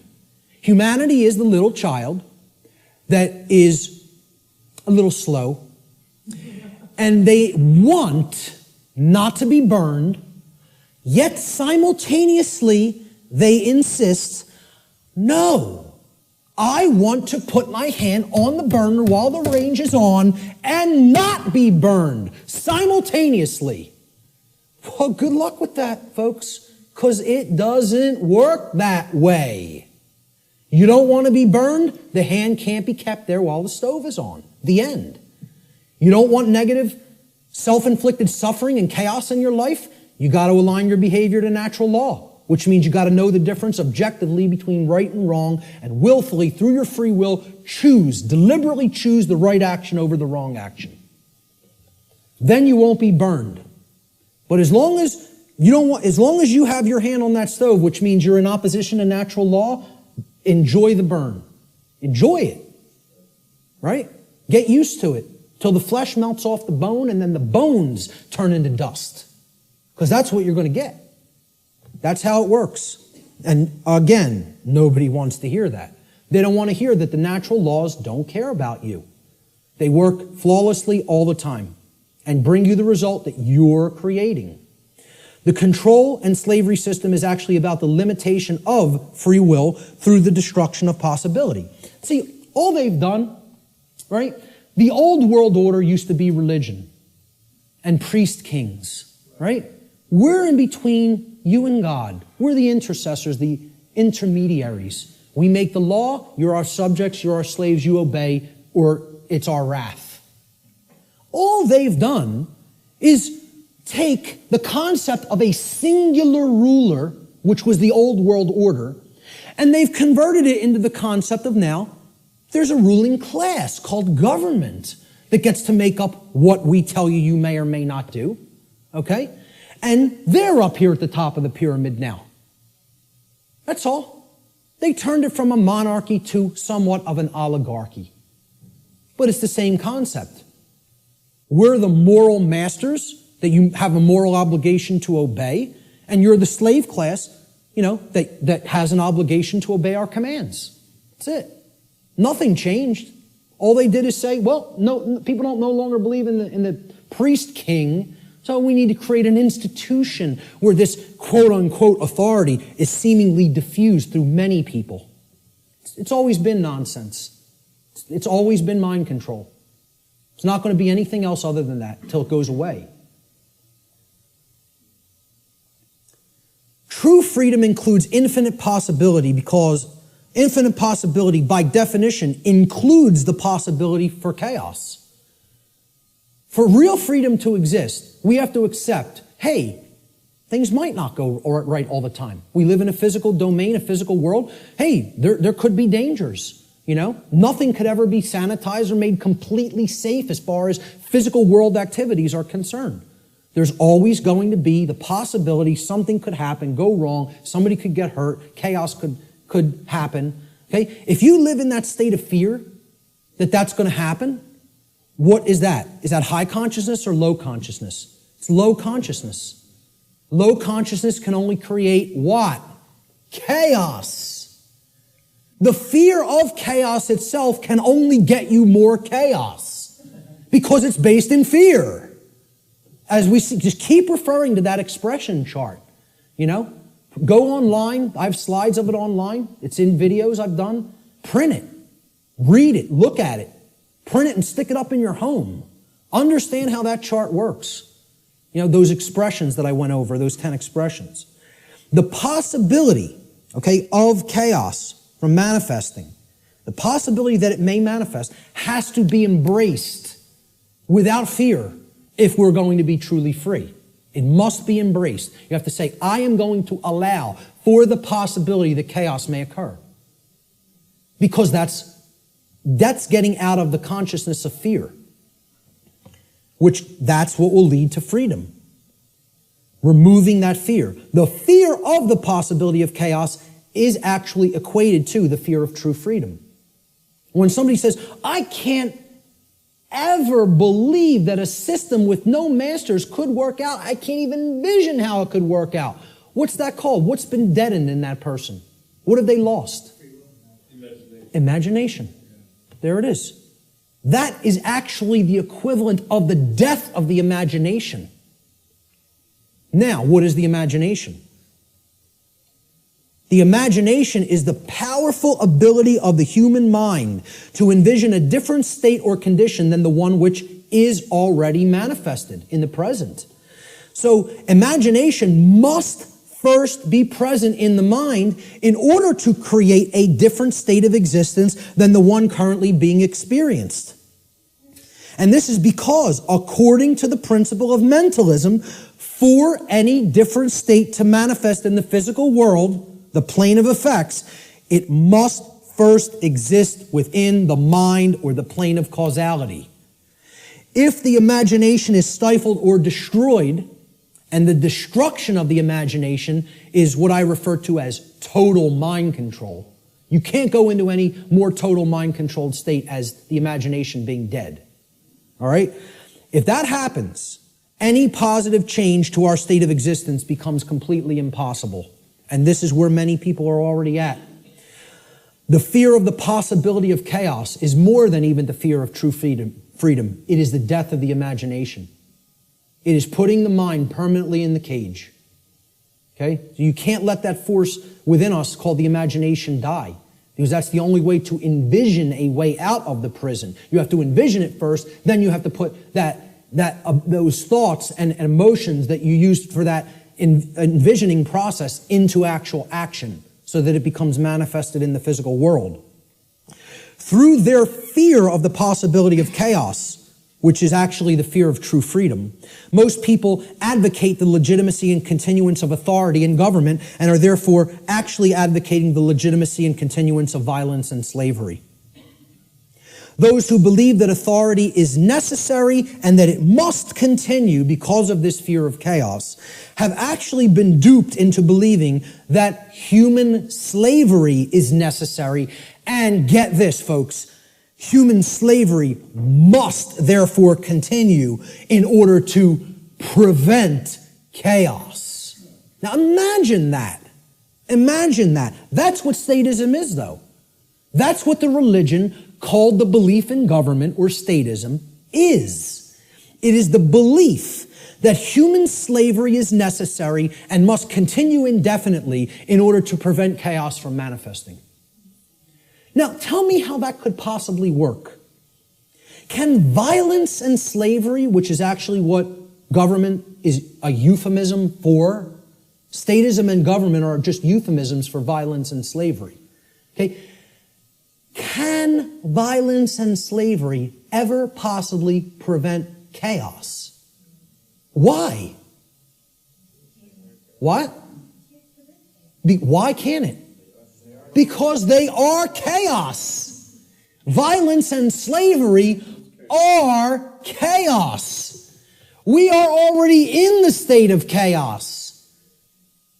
Being held under the threat of violence and duress, which is slavery, is the state of chaos.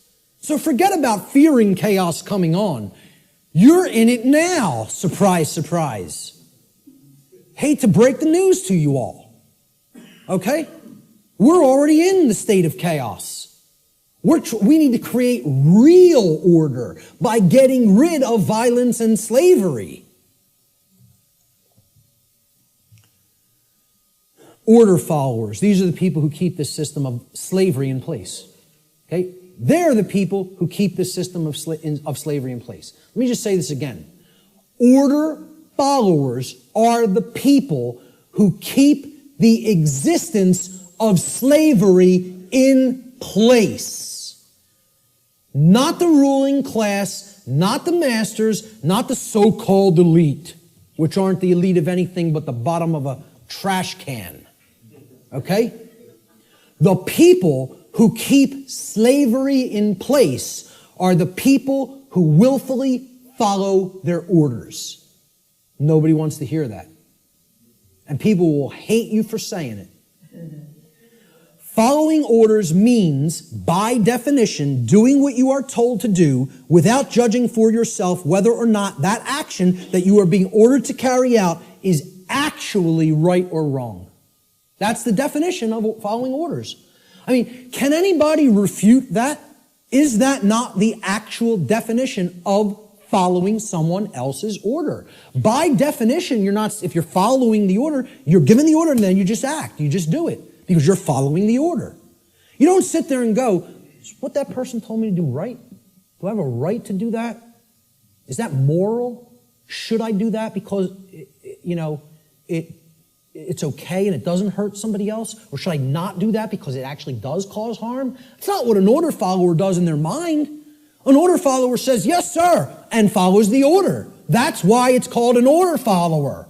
That's why it's called following an order.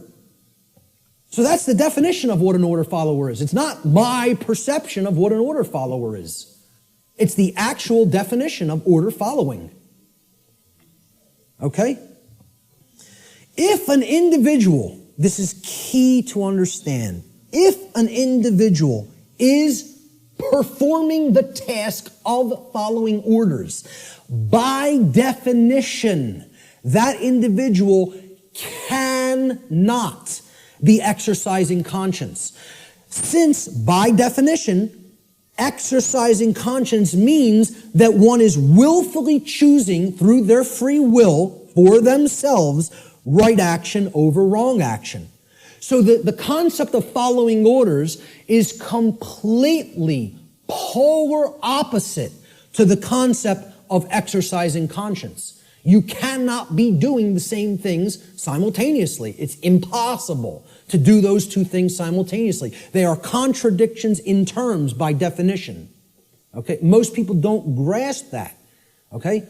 By definition, if you're following orders, you cannot be actually exercising conscience, which involves free will choice based on the knowledge of right and wrong.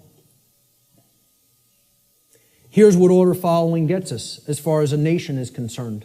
Not that we're not already there, not that these people already didn't take us, because we're taken by them already, covertly. They took us through the school systems. They couldn't beat us militarily. So they said, well, let's send our ideologues over there and get into the minds of their children. And if you don't believe that's what happened, you're very, very, very naive. Not only the Nazis, but the communists as well. Because really, it's all just forms of socialism. That's what feudalism is. Worldwide socialism is, there's no such thing as private property. State owns everything. Rights don't exist. Property rights don't exist. Everybody's a feudal serf again. It's called neo-feudalism. I don't care which branch you come at it from. You want to come at it from the left, that's called communism. You want to come at it from the right, that's called National Socialism. Communism is international socialism. They're both the same force. It's called feudalism. Let's just call it what it is. It's called feudalism, which is in itself just another euphemism for slavery. They want neo-feudalism, which is the New World Order of slavery. Okay? And it's already here. It's not something that's coming. It's here now. The object is to get out of it. This is the result of following orders. That's what following orders gets to society. Following orders should never be seen as a virtue. Following orders is evil. I don't care whether you're, I don't care if somebody who is considered a holy man gives me an order and I follow it, I've just committed an act of evil, as far as I'm concerned. If I'm acting based on solely what somebody else has told me to do, that's evil. There's no morality in it at all. At all. At all. It's not a virtue. It's evil. Okay? Let me just make that so abundantly clear and state it so unequivocally. There's no such thing as any possible moral following of orders. The two terms are contradictory. All right?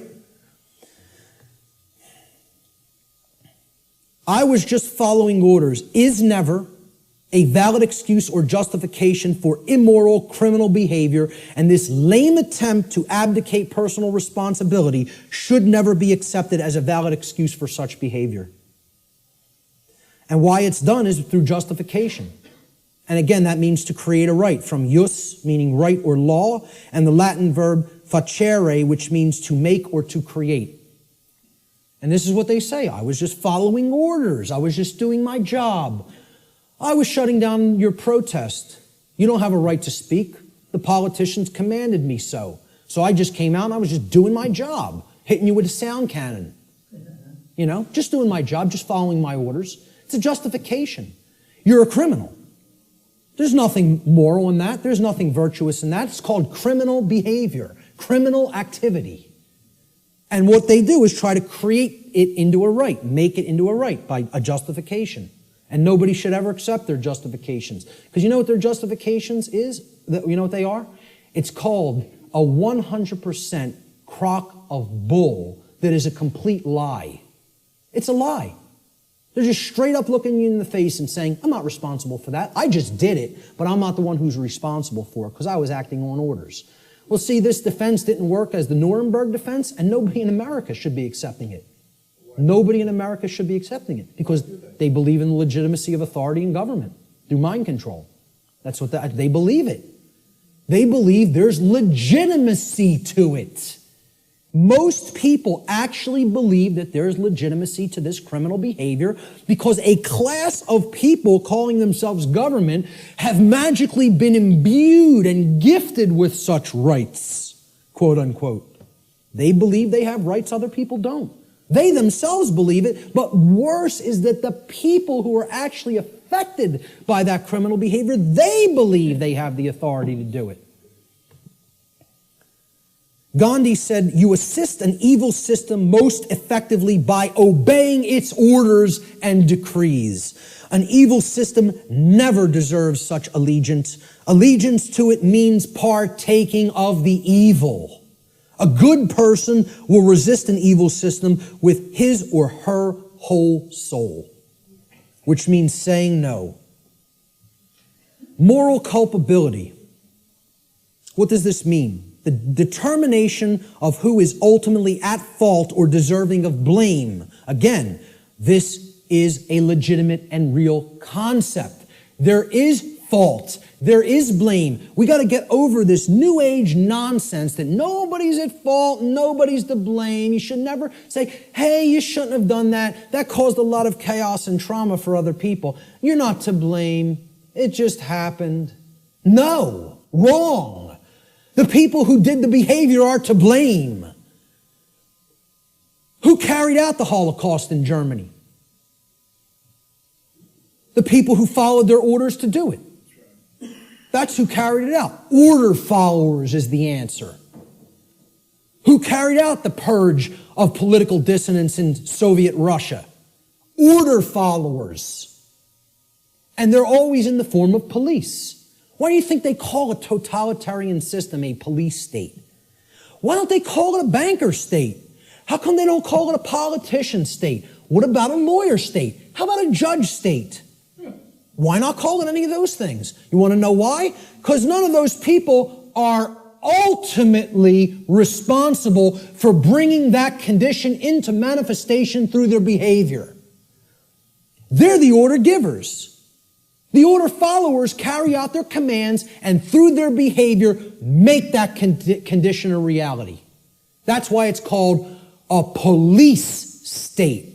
Because every police state that has ever existed has always been created by police who follow their orders because they don't want to take responsibility and think for themselves and know the difference between right and wrong for themselves like an adult.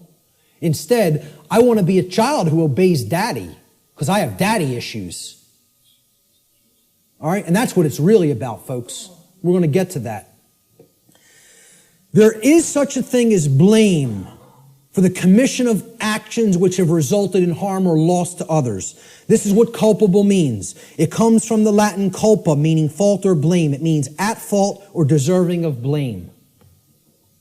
Now, who's more morally culpable? The order giver or the order follower? And please recognize I've underlined and capitalized the term more. I'm not telling you the order givers are not morally culpable. They are. That's not the question. Are any of these people morally culpable is not my question. My question is, look at the full question. Who is more morally culpable? The order giver or the order follower? Always. Always. At all times and places. At all times and places. I put this meme up on Facebook, and I got some hate back for it. Okay? People don't want to hear this. Like I said, I'm not here to be popular, to make friends. I'm here to tell people what the truth actually is, and they have to accept it or reject it on their own. I made this meme and put it up on Facebook, and it had politicians on the left that said, my actions, underlined and capitalized, didn't cause that. And then there was some soldiers or Marines, whatever they are, order followers on the right side, and they're also saying the same statement. My actions didn't cause that. And then at the bottom, I just put this question. Oh, I'm sorry. Looks like, oh, I'm sorry. At the top, I put this question. Who is lying and who is telling the truth? So who's lying here? And if people can't see, I hope that they can see this horrific picture. This is the result of, bombings that took place in the Middle East around Iraq. And it's a father carrying his dead child in his arms. Okay? Maybe if bombs were raining down on our children, we might think differently about going in and waging imperialism on other nations. I don't know. Maybe we might think differently about it. Right? But when it happens to somebody else's child, that's okay. That's done in the name of freedom. Okay? Well, who caused this? Did they cause it? No, they didn't cause it. They are not the actual cause of this. Because you know what all they did? They signed some pieces of paper, wearing their expensive suits, okay? And they told these guys, they said, well, you're under our orders now. Go and bomb these people.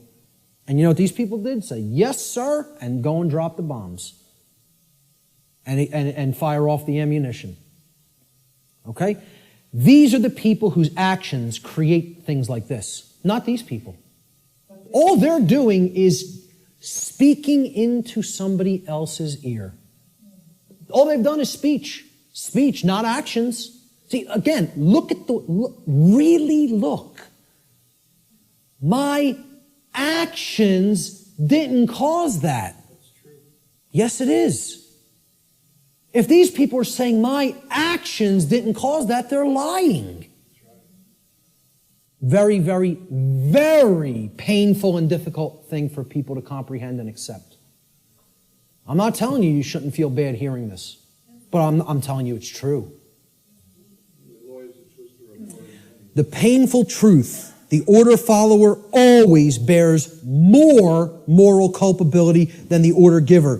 For the reason that the order follower is the one who actually performed the action, and in taking such action, actually brought the resultant harm into physical manifestation. Order following is the pathway to every form of evil and chaos in our world. It should never be seen as a virtue by anyone who considers themselves a moral human being. Order followers have ultimately been personally responsible and morally culpable for every form of slavery and every single totalitarian regime that has ever existed upon the face of the earth.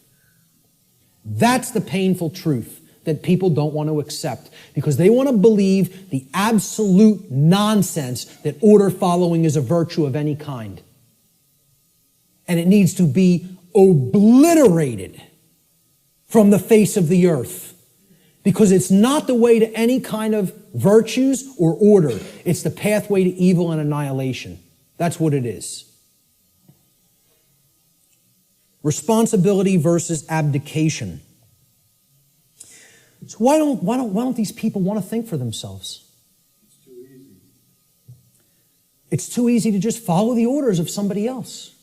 They believe somehow magically this absolves them of personal responsibility to choose right from wrong. An individual's personal responsibility to choose right action over wrong action for themselves always belongs to that individual. And that responsibility can never be given to another person or passed along. One can only claim and imagine that they can abdicate their personal responsibility for such choice to someone else. It can never actually be done in reality. You're only making a claim. I'm not responsible for that behavior because this person told me to do it. That's just a claim. And moreover, what it really is it's just a damn lie. Okay? More simply put, an individual is always personally responsible for their own actions, period, and the end. If you did it, you're responsible for it. There are no cop-outs. Stop trying to make excuses or justifications for criminal behavior. Own up to personal responsibility. If you did wrong action, you did it. You caused it. I like how David Icke words this. He says, accept responsibility for yourself and your actions, thoughts, and words. You alone make these choices, so you alone are answerable to the consequences of your behavior. The feeble excuse that your boss required it, that the establishment expected it, holds no truth or justification. What is the point of having principles if you allow others to dictate your behavior? Really, those who allow others to dictate their behavior don't have principles. And there's a reason they don't have principles, because they hate themselves. They're in psychological self-loathing, and there's a reason they're in that state, which my future work is going to cover in depth, in extensive depth and detail. At the end of the day, you will judge your performance and the contribution you've made to creation. It will not be based on what another expected of you or what you did because you felt trapped. Like, oh, there's no other way. I can't envision my way out of this. I can't envision doing something else. I might have to get another job. I might have to read and learn. I can't envision becoming a different person than the identity I've already forged for myself. How could I possibly imagine that? I have all my eggs in this basket. My whole ego identity is all wrapped up in my job and what I do. That defines who I am. I can't go against that. It's all nonsense. It's all what people are doing just because they feel trapped and they can't imagine that there's another way. Most people erroneously believe this is the second part of the abdication of responsibility on the part of the people. Most people erroneously believe that they can hand over their natural law right to defend themselves to another individual, group, or entity.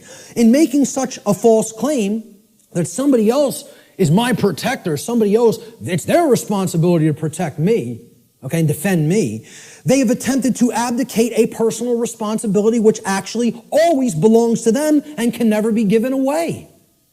That's the self-defense principle. You own it. It's yours. You can't give it away to somebody else. Shock and amazement. Okay? That is your responsibility already. And guess what? You know what? They're all too happy. These controllers are now even all too happy to say, it's not our responsibility to protect you.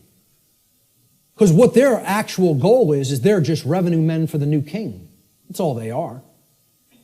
And to slap people back into line if they try to exercise rights that the new king called government has decreed that they may not exercise. That's what their real role is. They don't serve and protect the people. They serve and protect the ruling class. And they don't want to admit that to themselves. You know why? Because they're liars, most of all to themselves. It's a bunch of childish liars. Franklin said those who would give up essential liberty to purchase a little temporary safety deserve neither and will lose both. And this addresses the fear of chaos and the desire to abdicate your personal responsibility to defend yourself to other people just because you're afraid and you don't want to take the responsibility of doing it yourself. You want to stay in that mindset? I'll give up my freedom to be safe? Well, enjoy your safe slavery.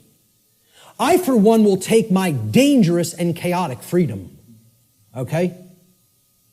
I'll take the absolute cannibal lurking around every corner, and I'll take my chances. Thank you very much. Give me my freedom and my assault rifle, and I'll take my chances. Thank you. Okay? So, the idea that you just want to be kept safe and you'll give up your freedom to do so, it's just a child. That's how a child thinks. And that's what this is really about. Not wanting to grow up and become adults.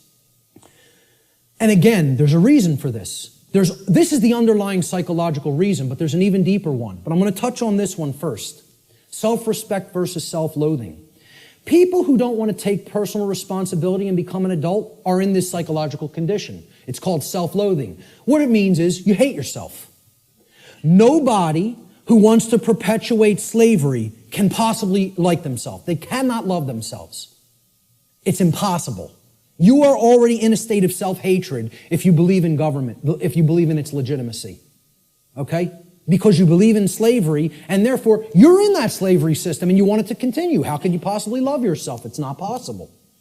Self-loathing is the underlying psychological condition that causes people to attempt to abdicate their own personal responsibility to exercise conscience and fall into patterns of order following and justification. Just as it is not possible for an order follower to truly be exercising conscience, it is not possible for an order follower to truly love themselves. These two states cannot exist simultaneously. You cannot be an order follower and love yourself. It is impossible. They are contradictory psychological conditions. Okay?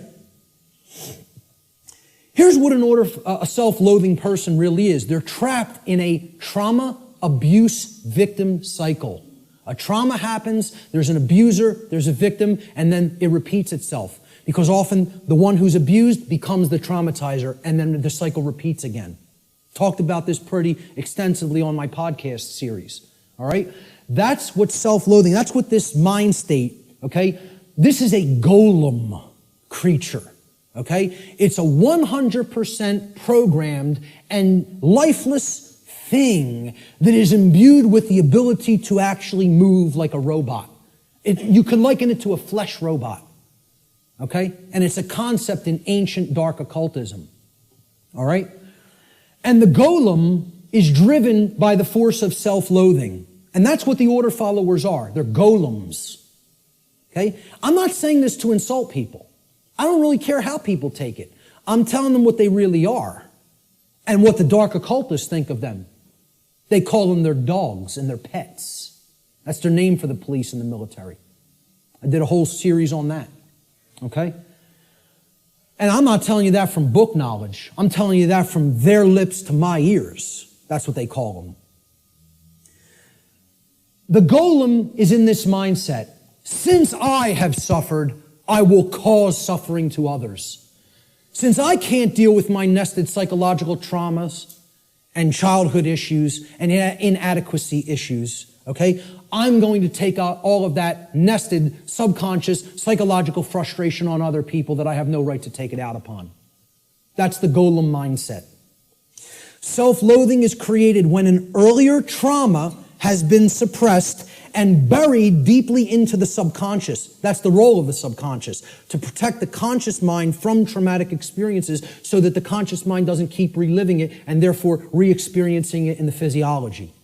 However, if we never bring up that shadow material to the conscious level, it builds and builds and builds until it ultimately destroys us, psychically and spiritually. All right? Instead of confronting, dealing with, and healing that trauma, people don't want to do that work. It's too hard to dredge up that shadow material. It's hard work. Believe me, to come out of the mind state I was in, I had to do that shadow work for years of more suffering and pain, saying, what do I have to look in the mirror and confront about myself? And then work to change and admit thousands and thousands and thousands and thousands of times, I was wrong. I was wrong. I was wrong. I don't know how many thousands of times I had to look in a mirror and say that to myself. Sometimes to a point where I was so depressed I couldn't get out of bed for days. I would just sit and lay in bed and play doom metal all day. Literally, endlessly, repetitively. And just sitting there in that condition of total self-loathing and total depression because of what I know I took part in. And that I know was still my mental makeup, was still my psychological makeup that was going to take years to get out of. And I'm trying to explain this to prevent people from having to go through all that suffering. This knowledge can be gleaned without having to go down that path. It can be done. I'm not telling you that's easy work, but it is possible. Such trauma could take the form of feelings of inadequacy, whether they are real or imagined. And you know what that mind state ultimately is? It's a self-prison. That's somebody putting themselves in a cage. These people who want to take out their psychological frustrations on other people, they're prisoners. They are in the cage and they love being in the cage. They don't have any desire for freedom. The only kind of person that would have no desire for real freedom is a person who's in the psychological state of self-loathing and hates themselves and does not love themselves. Now, what heals self-loathing? Self-respect. And we have to know what the word respect means. And this is about looking at yourself. Introspection. Respect comes from the Latin re, meaning again, and the Latin verb spectare, which means to look at. You put them together, to look at again, to take another look at. Well, what are you taking another look at? You're taking another look at yourself. That's what respect starts as. You can't give something to somebody that you don't have. If I don't have $10 in my pocket, I can't give it to you. If I don't have a coin in my pocket, I can't give it to somebody else. You got to have it first to give it. So nobody can give respect to anybody else unless they first developed it inwardly. Self-respect has to come first. And that's why these people don't respect anybody, order followers, most of all themselves. Until they do that work of self-introspection, they're not going to develop that self-respect. And I'm not telling you that's easy work. It's hard work that can take a lot of time. And it's dredging up shadow material that most people want to run away from. They don't want to confront that about themselves. Only self-respect can heal self-loathing and therefore help to put an order follower on the path to conscience. We need to take another look at ourselves. The lost word. All right, this is the end of the natural law segment, and I'm just going to talk about solutions toward the end a little bit. All right? The lost word. It's a concept in esoteric Freemasonry, which represents a state of consciousness that has been largely, quote unquote, lost to the majority of human beings. In order to speak the quote unquote lost word, a human being must work upon themselves in order to achieve a state of equilibrium or balance between the left and right hemispheres of the brain.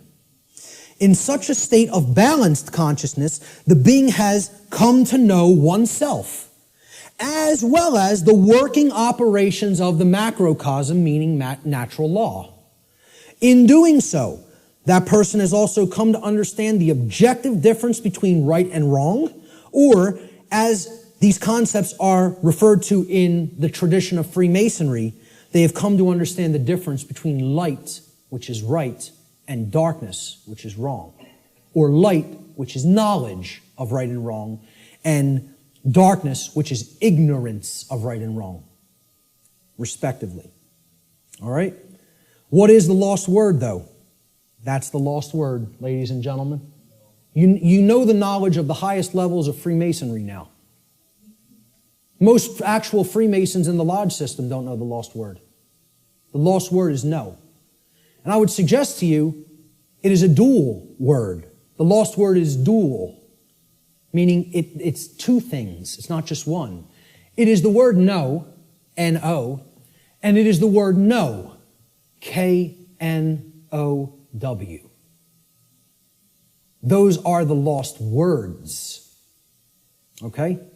In the enlightened state of consciousness generated through the knowledge of natural law, a human being is finally able to speak the so-called lost word, which is no. No is the word of all power. Only when we say no to those who would claim to be our owners, those who would claim that it is they who will decide which rights we have or do not have, do we stop externalizing our power to anyone outside of ourselves, and in doing so, reclaim all of our rights, all of our property that has been taken without right. Sadly, very, very few people in our world have the knowledge, care, and courage that is required to do this. This is why this all-powerful word is considered lost. And there's the other variant of the lost word, know. Know your rights. The reason you have to know what the difference between right and wrong is, and therefore know what rights you have and what rights you do not have, is because those who do not know those things will never say the lost word to someone who claims to be their owner. They will not say no, N-O. So let's look at some solutions. I call this section Teaching Natural Law to Others. Because as we're talking about, education is the only solution. Knowledge is the solution. The propagation of that knowledge is education, which means to lead out from. Educere in Latin means to lead one out from something. And what is education? It means to lead one out of darkness, out of ignorance. That's what a real teacher does. You know, doesn't push somebody out. It says, I'm going to go first and show you the way. And you could follow, you know, if you feel that this is the accurate path. Okay? But you could do the same discovery process. It's a repeatable process. That's what a science is, which I've said this is not a belief system or a religion. It is a science. This is also known, teaching natural law to others, which is what I am doing, has been called in all of the positive occult traditions the great work. And I call it the true great work, because the dark occultists take everything and twist it around, and they have their own variant of the, quote, great work, which is creating a world of total slavery.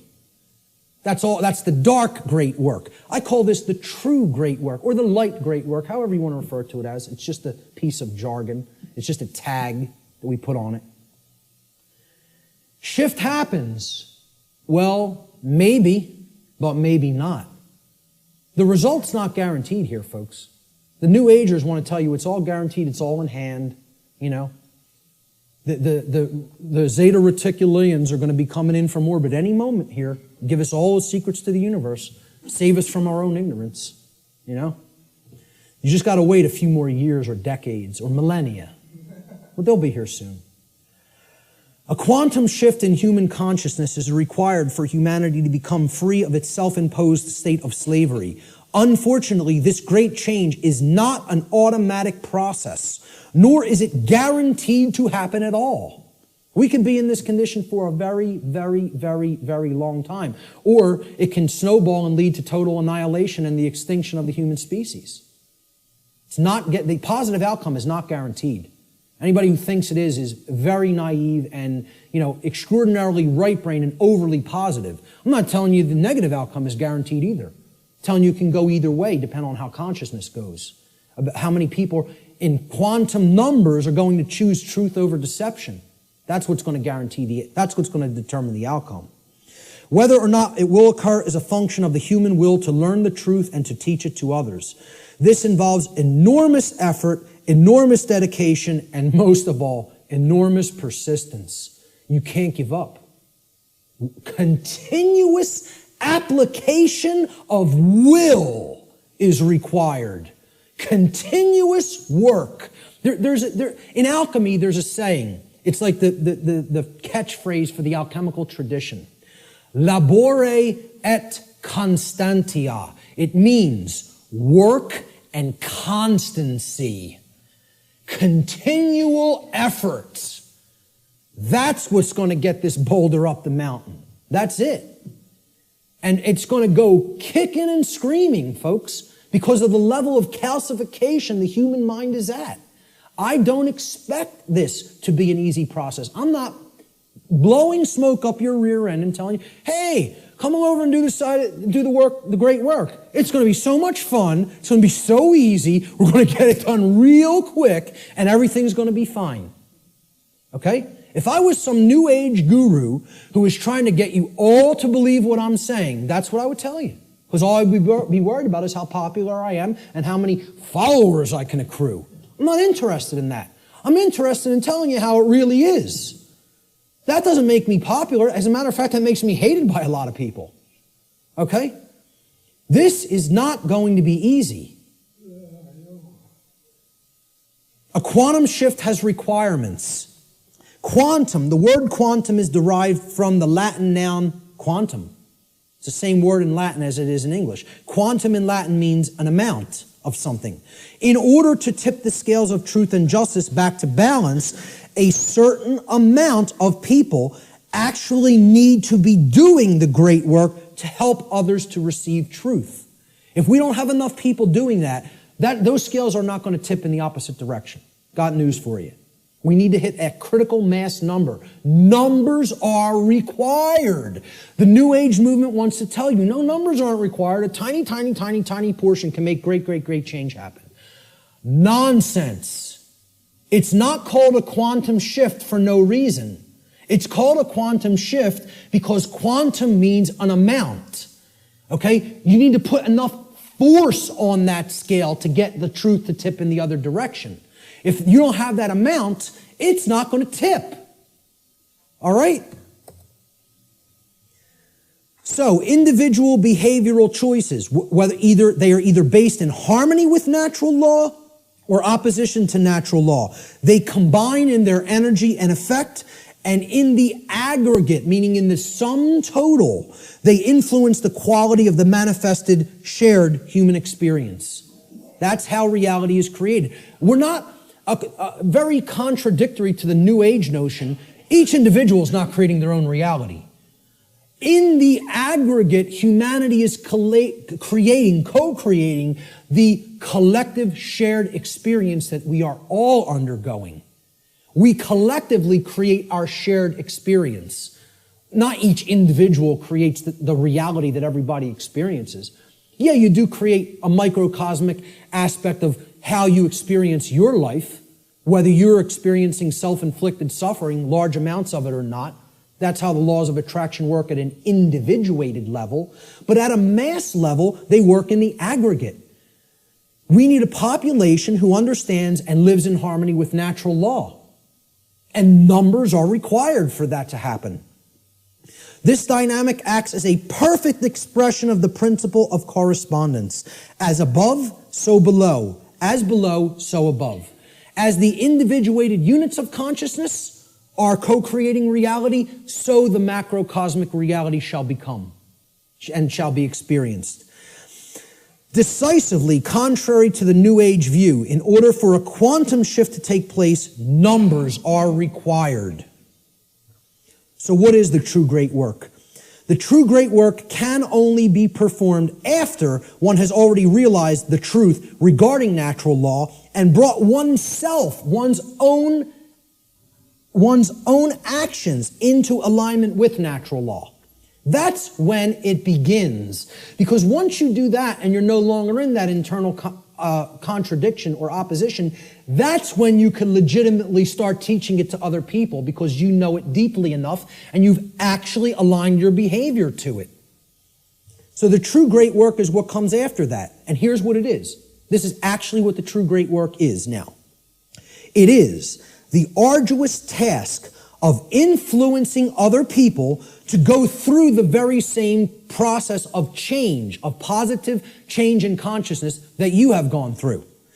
It is to help them to realize that in supporting and condoning the legitimacy of authority and government, in other words, man's law, that what they have actually been supporting and condoning is the legitimacy of slavery, and that they were immoral for having done so. Now that is hard work. Because people don't want to hear this. They want to believe what they want to believe. They want to be true what they want to be true. They filter their perceptions through those lenses. In short, what the true great work comes down to is to actually get people to abandon their religions, their false religions, really, I should make this slide say. The false and dogmatic beliefs which hold back the progress of consciousness by impeding the reception of truth and natural law. They're calcified religious belief systems. That's what has to be broken down and abandoned. Carl Jung described the great work beautifully. I consider him a modern-day alchemist, as I consider many other teachers of the great work. He said, one does not become enlightened by imagining figures of light, but by making the darkness conscious. Making the darkness conscious. Not wishing for it to become conscious, not meditating upon it, by making it happen through an act of will. And that can only be done if enough people are doing the great work. Okay? This latter procedure that he's just described, he says, however, is disagreeable and therefore not popular. So few people are doing this work.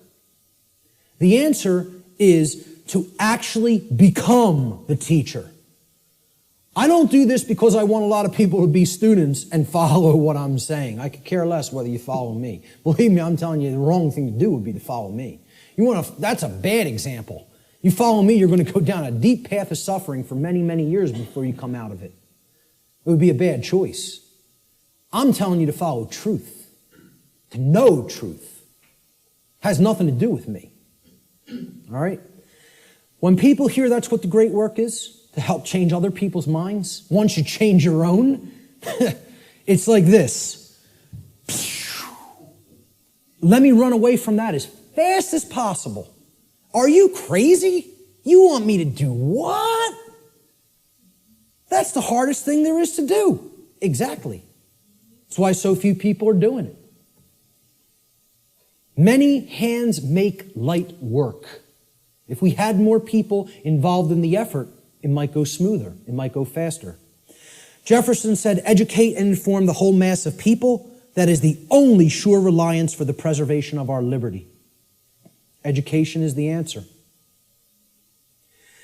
Researcher Donald McIlvaney said in his book, Toward a New World Order, in every declining civilization, there is a small remnant of people who adhere to the right against the wrong, who recognize the difference between good and evil, and who will take an active stand for the former against the latter. There's a small group who can still think and discern for themselves and who will courageously take a stand against the political, social, moral, and spiritual decay of their day. Brilliant. The words that are attributed to Jesus in the Gospel of Matthew, and many people will never have heard this quote. He says, do not suppose that I have come to bring peace to the earth. I did not come to bring peace, but a sword. For I have come to turn a man against his father, a daughter against her mother, a daughter-in-law against her mother-in-law. A man's enemies will be the members of his own household. We're going to talk about who the enemy really is. Anyone who loves his father or mother more than me is not worthy of me. Anyone who loves his son or daughter more than me is not worthy of me. And anyone who does not take his cross and follow me is not worthy of me. Whoever finds his life will lose it, and whoever loses his life for my sake will find it. These are words attributed by Jesus, but what you want to put in place of Jesus is the word truth. The way, the truth, the light, knowledge of natural law, Christ consciousness, okay? He's telling you there are going to be people in your own family that aren't going to align themselves with right over wrong. They're going to continue to choose slavery. They're going to continue to advocate slavery. These aren't people who you want to continue to align yourself with if you have made an effort to truly explain what's really taking place. See, this is the concept of true forgiveness and turning the other cheek. It doesn't mean turn the other cheek and continue to ignore evil and excuse evil indefinitely while it destroys you. It means you have to give people who you're close with and you have an affinity with more chances than you would give just somebody who you don't know to learn the truth. It's like saying, because I really care about this person personally, I'm going to keep going back, and I'm going to keep hitting them with the truth. And eventually, if they come over to the side of truth and right, fine. But what he's saying here is eventually, this spiritual war is going to go hot, so to speak. And the people, even who are closest to us, if they don't align themselves with right, are the people who are ultimately continuing the evil in the world. They're the real spiritual enemy. What will this battle really be against, this spiritual war? Well, I say it will really actually be against inner demons that exist in the psyche of mankind. And these inner demons are egos that are hardened into what I've referred to as negative knowledge, emotional mind control, and the fear of true freedom. So negative knowledge is the concept that somebody already knows. They don't want to look at something because, hey, I already know what's really going on. Okay? It's the illusion of knowledge. The greatest enemy may not be ignorance, but rather the illusion of actual knowledge. And people don't have the truth. And not only don't they have the truth, so they're at zero there, right? They're at the 0 point there because they haven't really started looking into truth for themselves, but they're attached to all this stuff that isn't true. So that puts them in the negative. They got to do work to get back to zero of knowing nothing. That's why I call it negative knowledge. Got to do hard work to get back to a clean slate, to start taking in some good stuff. Many people are in that state, and the people who are in that state largely are the overly intellectual, the super left-brained, the left-brain prison, folks. Emotional mind control is the second inner demon. I encounter this all the time through people with my work, because many people don't have the thick skin to listen to somebody like me, and that's okay. That's all right. Again, what Art talked about is that in the ancient traditions, they talked about reserve the meat for the strong men and furnish the milk for the babies. All right? I'm not here to convert the babies. I don't have the patience for that. I don't have the energy for that. What I'm trying to do is get the other teachers ready who might have the energy and patience for that. Because that's not me. And I'm being 100% perfectly honest with you that that's not me. I'm not here to do that. Okay? I'm hoping to bring some other people that are most of the way there, all the way there, so they can start doing that on a wider scale. They're going to be the people who are going to work with people like that, not me. I'm just being honest with you about it. Emotional mind control comes in a couple of forms. Well, if this is unpleasant, the New Age variant is this right here. If it's unpleasant, I don't want to hear it, I don't want to see it, and I certainly won't want to tell others about it. See no evil, hear no evil, speak no evil. I'll just ignore it and it'll go away on its own. Well, what happens when you do that with any kind of a sickness or a problem? Does it get better? It gets worse. The second form of emotional mind control is people have a problem hearing truth because they don't like or prefer the way it's delivered. I'm not going to stop delivering truth the way I deliver it. This is my style. I like my style, personally. I don't think I have a problem at all in the way I present. I listen back to my presentations and I don't, totally pat myself on the back, but I say, I did a damn good job there. I'm proud of how I did, personally. Okay? I'm making an honest assessment about how I present. And again, I realize my presentation style is mostly for the thick-skinned. It's not for the people with super delicate sensibilities. So be it. That's not really who I'm trying to reach. I'm trying to do vertical integration, not horizontal integration. Build up the community of people who really get it, and they can start propagating it to the masses. This concept is about, the attractive newscaster on the nightly news. She can whisper sweet nothings in your ear all night with the blue frequencies behind her, okay, and say, 2 + 2 = 5. 2 + 2 = 5. And she's going to get a lot of people to believe that nonsense, right? But the person who's actually telling you the truth, that you might not like the sound of his voice, you might not like the harshness that he comes to you with the truth with, he might be screaming through a bullhorn and saying, hey, you're in danger. You are actively in danger. There is an imperative here, okay? There is a time consideration here. You don't have all the time in the world to correct this. All right? People say, well, I don't like the way he said that.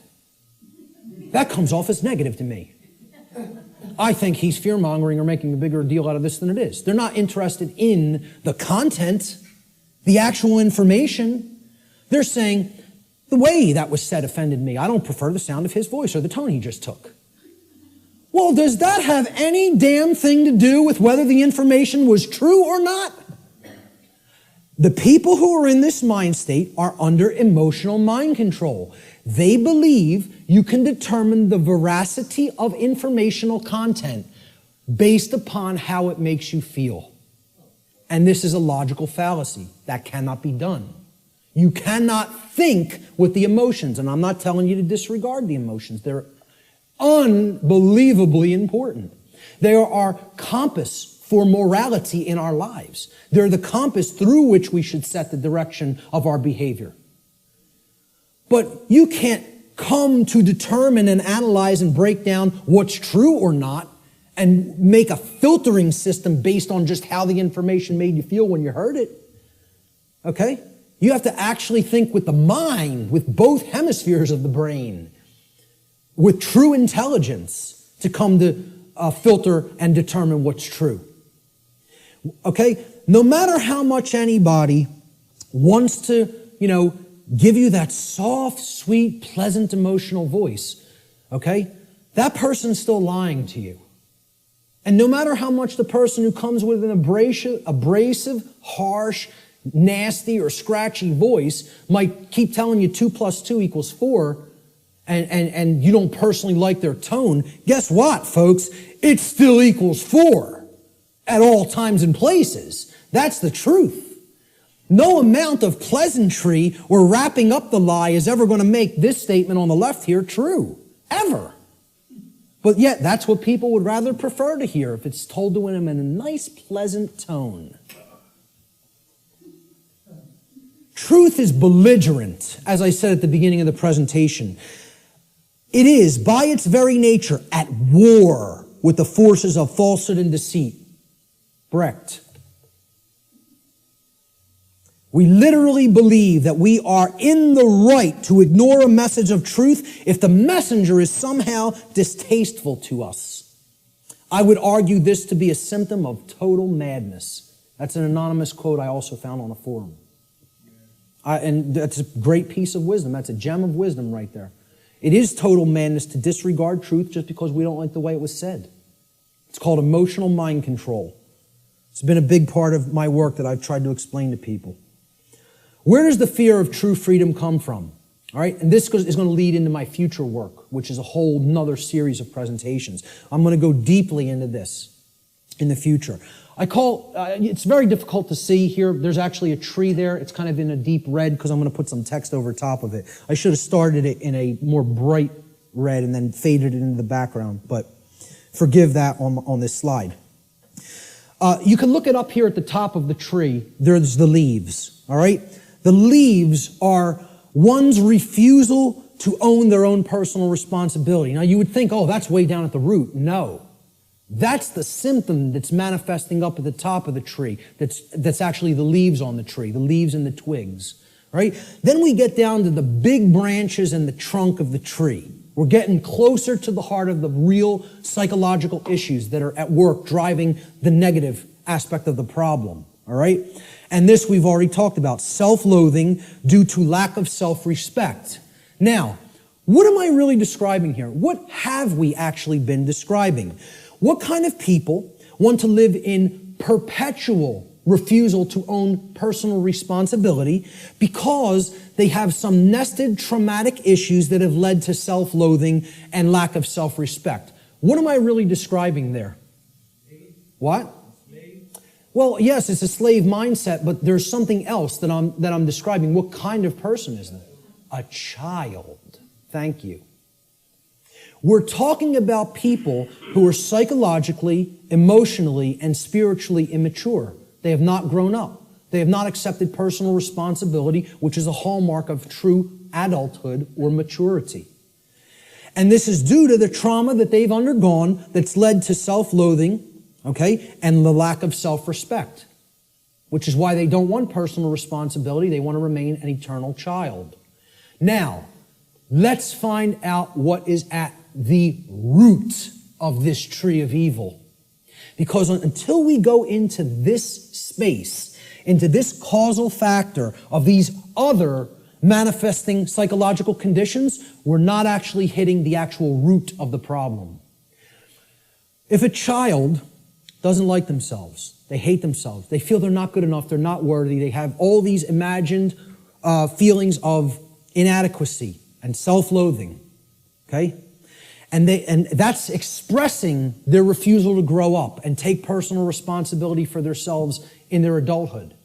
What kind of trauma, specifically has that child more likely than not psychologically undergone. They've gone through a specific type of childhood trauma. And I would argue that most people on earth have gone through this type of trauma. And that type of trauma is called abandonment. The human species is suffering from very deeply seated parental abandonment issues that lie at the very core of the psychological condition that we call the human condition. Until we deal with that nested psychological trauma that has been created through abandonment issues, we're not hitting the roots of the tree of evil.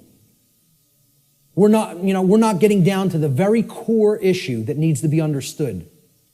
My future work, I'm going to be presenting this on December 12th in Philadelphia, for anybody who's in the Philadelphia area. It's going to be what I would call a synthesis, an explanatory synthesis of why this is the root psychological condition of humanity. I call it cosmic abandonment. And this is going to be one of the biggest aspects of the next part of my work. I think it's going to really set my work apart from others in the truth and freedom community and the alternative research community. Until we wrestle with those psychological abandonment issues, we're not getting to the heart of what's causing these other problems in the human psyche, like self-loathing, the lack of the development of self-respect, and the refusal to own the responsibility for one's own actions. And I'm going to connect this with human origins. And I'm going to make the case that it has always been like that. It has always been like that. We have been children on this planet since we have been on this planet. And we have never actually psychically, psychologically, and emotionally and spiritually grown up, because as a species, we have undergone what I term cosmic abandonment. So that's going to be coming up in future aspects of my work. What will be required on the part of those performing this great work? And you know, it is like Sisyphus rolling that boulder up the hill. We just got to get it up to the top and give it that one last push so we don't have to keep doing it again. Who knows how many times we've already tried to do this, and it's ended in failure. We need the knowledge of the real enemy, okay? And we'll get to what that is. We need to devote ourselves to service to truth, not even service to humanity. I'm not saying that's not a great virtue to have and to enact. I'm telling you we need to go beyond that. This isn't about service to me, you, or any other individual. It's about service to truth and principles first and foremost. And we need courage and persistence. And then we need practical real-world skills. The knowledge of the real enemy needs to ultimately come first. And this isn't it, folks. This priest class that goes and meets and has the rituals at Bohemian Grove, I'm not telling you they're not evil. I'm not telling you they're not psychopaths. I'm not telling you that we don't need people like that in the world. Okay? I'm telling you that in this spiritual war, this is a tiny, insignificant, as far as numbers are concerned, fraction of the totality of the human population that could not possibly control the minds and the behaviors, and therefore the behaviors of the masses of people without our compliance, without our ignorance. So, while I'm not telling you I, like these people, do I have respect for them as an opponent? Oh yeah, you damn well better believe I do. I don't underestimate these psychopaths. Not a bit. You want to know why I worked with them? I know what their will is like. I know what their intellect is like. And I'm telling you, don't underestimate either one. I'm telling you, don't underestimate their care. They don't have, like I said, they don't have care in the terms of compassion and the normal range of human emotions like we do, but don't think that means they don't have care. They deeply care about what they're enacting, what their agenda is, and they have the will to carry it out, and they're not slowing down. They're unified. They're on a unified front. They're on the same page. Believe it. Know it. I'm not telling you that from, like I said, reading about it or book knowledge. I've been around these psychopaths. Haven't specifically been to this psychopathic gathering, but I've been around them enough. That's not the real enemy, that is. The sleeping masses, hypnotized masses, they're your enemy. See, people will say, the Illuminati enslaves humanity. No, it doesn't. Humanity enslaves the real Illuminati. You think about that for a little bit. You know?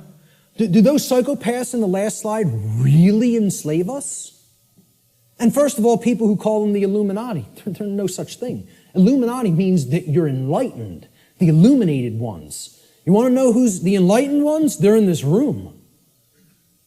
We're the Illuminati. The people who know what I'm talking about here are the Illuminati. They're the illuminated ones. They're the ones with the light. They're the ones with the real knowledge. Okay? They want to refer to themselves as the enlightened ones. Well, they might have the dark sun, but they don't have the true sun. You know? They're imbued with the black sun. That means it's all intellectual knowledge, and then you're applying it for the totally immoral, wrong reasons, which is to control and manipulate other people. There's nothing illuminated about that. So, the real Illuminati, they're not the enslavers of humanity. The dark Illuminati are not the enslavers of humanity either. Humanity enslaves itself, and they're enslaving the true Illuminati, the teachers who are actually living under the conditions of slavery because they're here with the ignorant people. That's who's being enslaved by humanity. Humanity are the enslavers. And this is another thing that's highly unpopular. People don't want to hear it. They want to think we're powerless victims. There's no choice involved here. This is something that's just being done to us. Okay? And I'm here to tell you, free will is always in existence. And it's a matter of changing one's thoughts and therefore changing one's choices. And that's our own personal responsibility that can never be given away or shirked or shunned. You are always responsible for what we're doing. Service to truth is required. Truth itself is eternal, can never be destroyed. But you know what? Humanity can be destroyed. We can be destroyed when we refuse to act in service to truth as her defenders. People say, oh, truth doesn't need to be defended. Nonsense. Truth needs to be defended at all times and places because the attack on it is never-ending and non-stop, continuous. And if we don't come to her defense, you know what happens? The voice of untruth and deception and evil and mind control rules the day. And the voice of truth doesn't get heard because the truth itself doesn't have a physical voice in the physical domain. You know, we have to be its mediums and we have to be its voice. It's possible for us to co-create a positive outcome in this scenario, but this can only be accomplished if we care enough to learn the truth ourselves, and then we develop the courage to continuously speak it to other people until our voice of truth becomes a non-stop chorus like the voice of lies and deception and mind control has been for millennia on this planet. Courage is required. Samuel Adams encapsulated this brilliantly. He said, the liberties of our countries are worth defending at all hazards. It is our duty to defend them against all attacks. It will bring a mark of everlasting infamy on the present generation if we should suffer them to be wrested from us by violence without any struggle, or to be cheated out of them by the artifices of designing men. If you love wealth greater than liberty, if you love the tranquility of servitude greater than the animating contest for freedom, then go home from us in peace. We seek not your counsel nor your arms. Crouch down and lick the hand that feeds you. May your chains set lightly upon you, and may posterity forget that you are ever our countrymen. Now that's about as powerful as it gets as far as I'm concerned. Because he's telling you, if your allegiance isn't to the truth and freedom, I don't want to know you. I don't want to know you. And we hope history forgets that you ever were with us at this time and place in history. And because you deserve to be forgotten. That's what he's saying here. You know, I couldn't agree more. Persistence is required. Constant effort. We are the actual vehicles by which truth operates in the world. Therefore, it is our shared responsibility at this time to help to awaken others by continuously speaking the truth, even if we feel burdened by this task, even if we feel no one is listening, and even if it makes all involved in this process feel uncomfortable. It's not about feeling comfort, folks. It's not about staying complacent. It's about shaking things up, making people feel uncomfortable. Who ever told anybody that the truth would make you all warm and fuzzy inside? Who ever told anybody that? Why do people want to believe that? Whoever said that that was the case? The truth is horrible and yet needs to be embraced as a lover. Okay? With dedication to it, even in its full horror.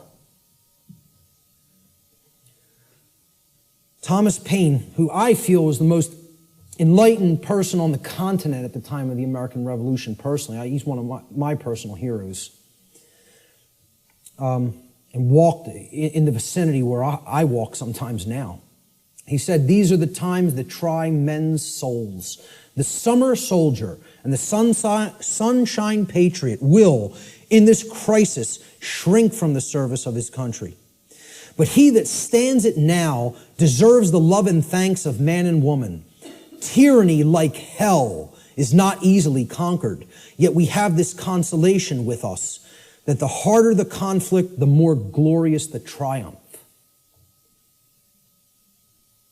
I think he was one of the true anarchists that was living amongst us in the colonial days.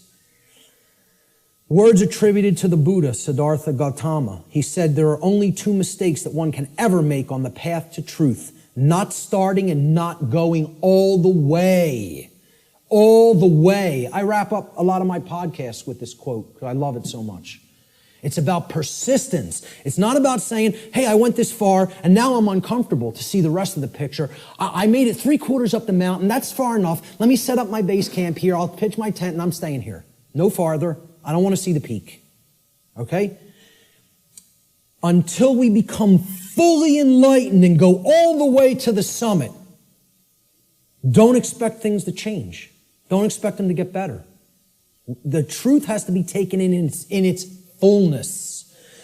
We need real world practical skills. This isn't just about, "Oh, I know this now and I don't actually need any skills." Okay? To communicate truth, skill is required. Knowledge is required. Okay? To reach a good amount of people. Yeah, you can just talk to the people around you. You can communicate, to a small fraction of people that way. I'm not saying don't do that, even if you don't have these other skills. I'm saying if you want to get it out in a big way to the masses of people, and in the new form of media, which is doing things like this, through the correct and positive and empowering use of technology. People want to say, "Oh, technology is not, there's no role for it. We got to get rid of technology." Technology is a thing that improves life at every scale and level. It's a tool. It's how it's used. Exactly. Okay? We're using technology for a powerful and enlightening purpose right now. And that's its intended use. It's to serve humanity and to serve truth. Okay? So real world skills in the technological era, I feel, are absolutely required. And here's some of them. You need good organizational skills. Like, hey, Art and Chris did this right today. They set this up right. I've seen people set things up real badly. And I've seen it done the correct way, which is this way. And Richard and Lisa, they've done a brilliant job here getting this all on film. And this will be going online and reaching a real wider base of people as a result. All right? So you need organizational skills. Some people are better than that with others. I'm pretty good with organization. I feel I have good, powerful organization skills. Communication skills. You need to have a way with words. You need to have a good vocabulary. You need to organize words correctly. You need to be able to communicate concepts in often a very linear fashion to people so that they can readily absorb it easily. If you're all over the place, they're not going to get the concept. You need graphic design skills in many cases. I couldn't build a presentation like this without my background in graphic design. And, thank God I have it. It's like I got jobs like I did in the past, and sort of they prepared me for everything that I was going to do in my future. Synchronistically worked out like that. But, you at least got to know how to lay out a flyer, folks. How many people here can lay out a simple flyer? That's awesome. I'm so highly impressed by that. I'm telling you, I've asked people that in other presentations, like 2 people raised their hand. That's awesome. Okay? You should be proud of that. Presentation skills, like putting something like this together. How many people have basic presentation skills with a computer? All right, a little less, but not bad either. I'm impressed. Okay? Audio skills, Sometimes you got to work with audio, and, podcast audio, etc. Video editing skills. I know Richard's a master at that. Website development. This was laborious in the past, just 10 years ago. We have free open source content management systems now that make this almost a breeze. It's a somewhat little bit of a learning curve, but once you get there, hey, you're off to the races. You can maintain multiple websites then, right? So how many people can build a simple website by a show of hands? That's also awesome. I mean, kudos. Whoever hates that word, whatever. But I'm telling you, that's impressive. For an amount of people in one room to have all those skills, I'm impressed. It's very rare. All right?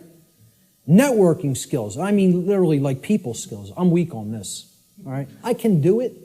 I don't like doing it.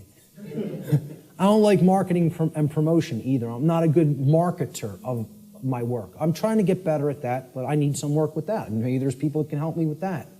But, I have a good chunk of all these skills. I could do all of them. I'm not so good on the last two. I need more work. But, if most of us don't have these skills, we're not going to be reaching the optimum number of people. We need to become the new media that is dedicated to truth and put that out there for other people's consumption and other people's edification. All right? We are the answer. We are the illuminators, the ones who will help to enlighten other people once we've taken this knowledge into ourselves. And then that's only the beginning, folks. You got to put it back out there. I tell people the story. I had all this knowledge for a long time, sitting on it, doing nothing with it, just taking more in. Oh, I want to make sure I got it all right. I want to make sure I got the whole picture. I go to a meeting in the state of Virginia. Virgin, the goddess. Okay? Care. Very synchronistic. A woman comes up to me. She says, "You're one of the most knowledgeable people I've come across. What are you doing?" So what do you mean, what am I doing? She said, what are you doing with all the knowledge you have?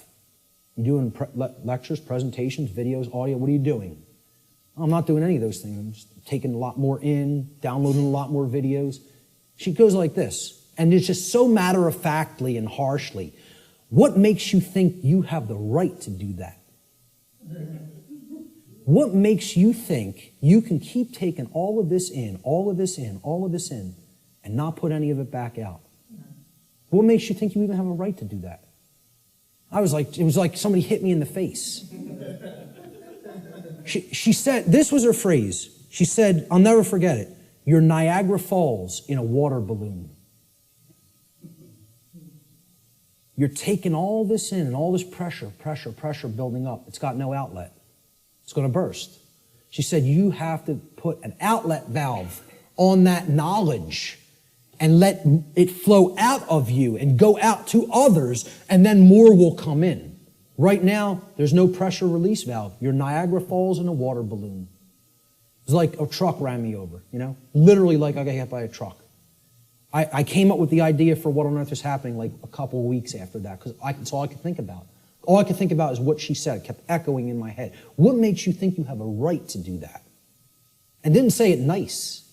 Said it like, you're not doing the right thing here. Get up off your ass and do something. That was the tone it was said in. And I totally appreciate it. Who knows, man? If that wasn't said to me at that time, I might not be doing anything. I might not have done a thing. You never know. I'd like to think at some point I would have, but at the crossroads, this is the last section. Then we'll get to some questions. Quote by R. Buckminster Fuller, "The dark ages still reign over all of humanity, and the depth and persistence of this domination are only now becoming clear. This dark ages prison has no steel bars, no chains or locks. Instead, it is locked by misorientation and built upon misinformation. Caught up in a plethora of conditioned reflexes and driven by the human ego, both warden and prisoner attempt meagerly to compete with God. All are intractably skeptical of what they do not understand. We are powerfully imprisoned in these dark ages simply by the terms in which we have been conditioned to think. The conditioning of our thought is what has kept us in this prison. And only now, the actual depth of the dark ages that we are in are starting to become clear to some people. We are in the time that I call the apocalypse. And actually, I want to start rephrasing this. I want to actually explain to people we're not in the apocalypse anymore. We are now in post-apocalyptic times. We are living in post-apocalypse. The apocalypse has already occurred. It's over.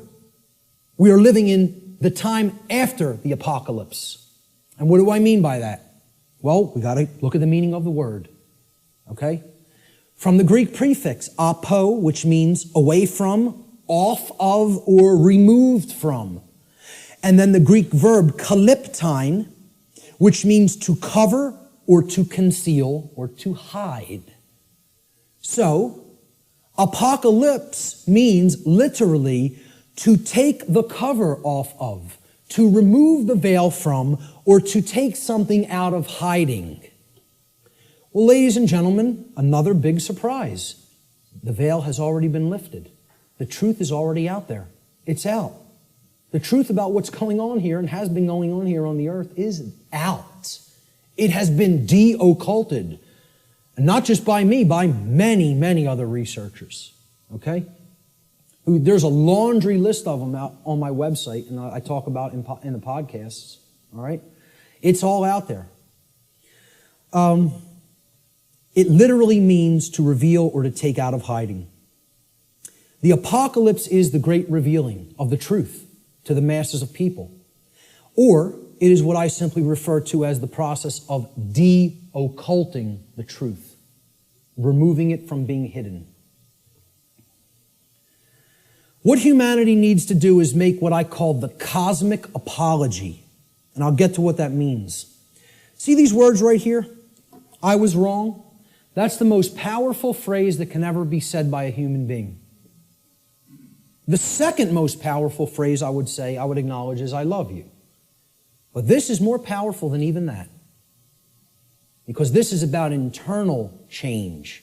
Not just a dynamic or an interaction or a relationship with another.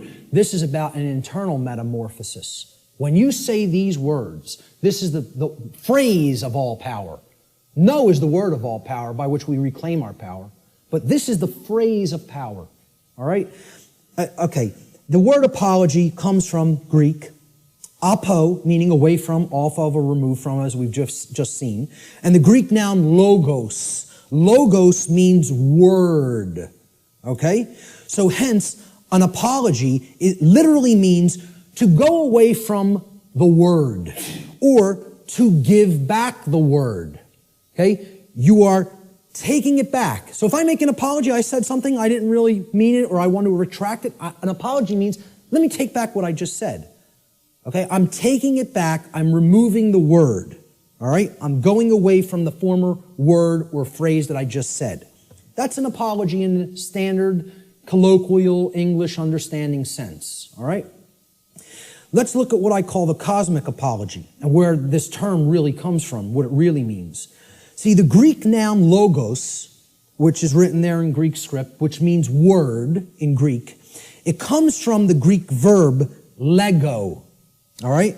Lego in Greek means to speak or to say. It's where we get the English word lexicon from. All right? The Latin noun lex legis is related to the Greek verb lego, to say. Again, because who put the laws into manifestation? The Creator did. How did the Creator manifest the physical universe and all the laws? Spoke it into existence. Reality and truth are spoken into existence by the power of vibration, the vibratory power of voice. Okay? So the Creator created the universe by the phrase, fiat lux in Latin.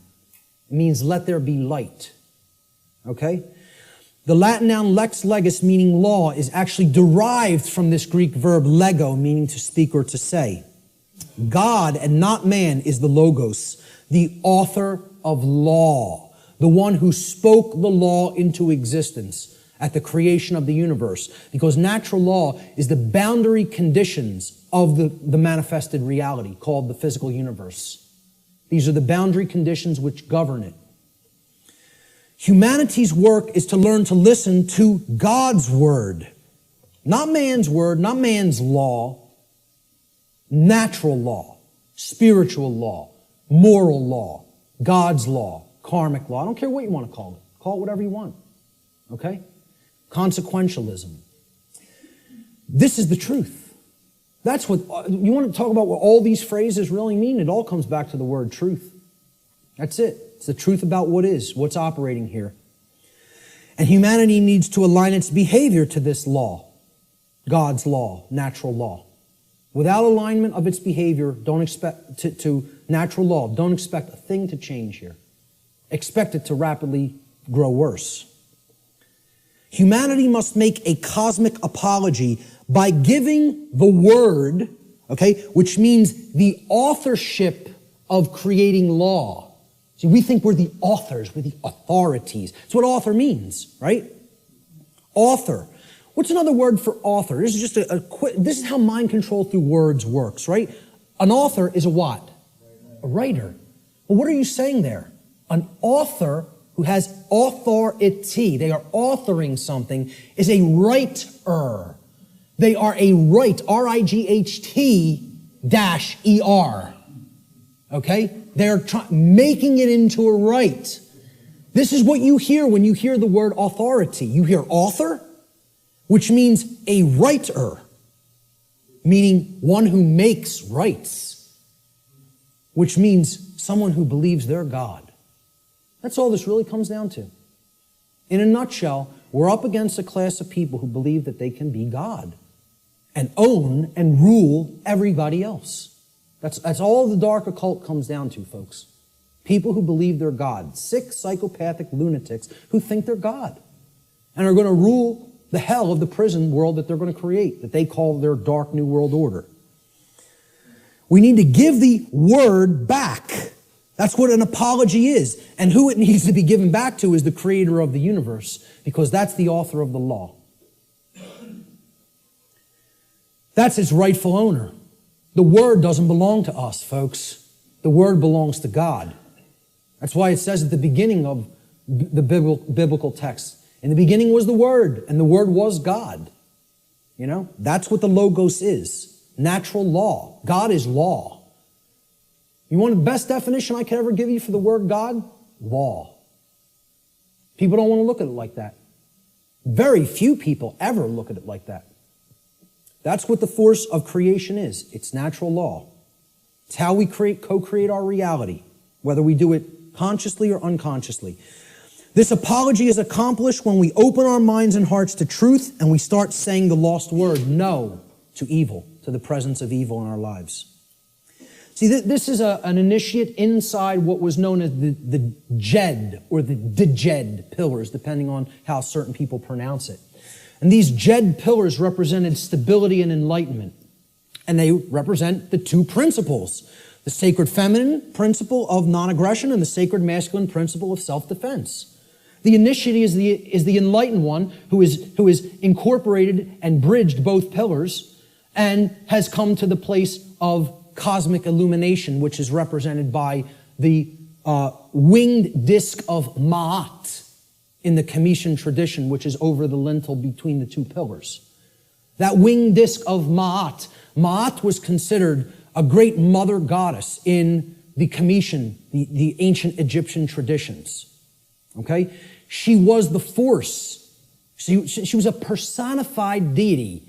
You know, the ancient Comitians didn't actually worship a physical woman. It's not what this was. It was the personification of truth and justice and order and natural law that was encapsulated as the sacred feminine essence.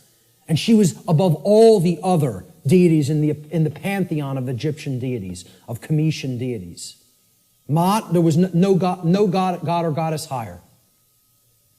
And how they looked at alignment with Ma'at is if you wanted to have order and you wanted to avoid chaos, you learned the teachings of Ma'at, because she was the goddess of justice, and she was the goddess of righteousness. She was the goddess that brought order if you aligned yourself to her teachings, and her teachings were natural law.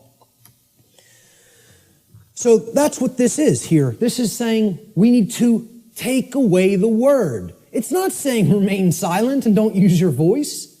It's not what it's ever been saying. This is a symbolic allegory for the apology. All right? You know what else the G in the middle of the compasses and square is? Apollo G. The sun, the light, the generative principle. Okay? We need to make the Apollo G. All right? That's what the G in the middle of the compasses and square in allegory also represents, because one of the big deities, the Greek deities that is often kind of exemplified in the Freemasonic tradition is Apollo.